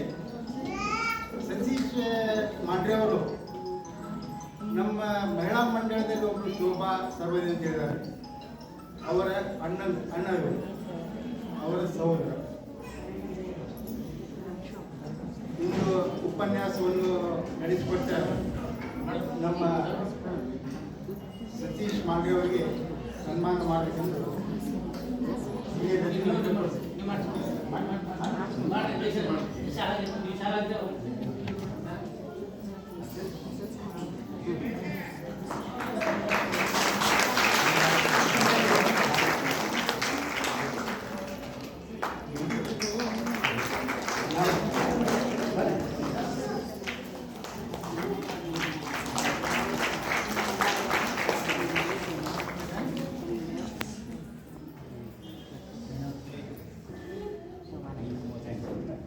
ಮಹಾಪ್ರಸಾದ ವ್ಯವಸ್ಥೆ ಮೇಲ್ಗಡೆ ಇದೆ.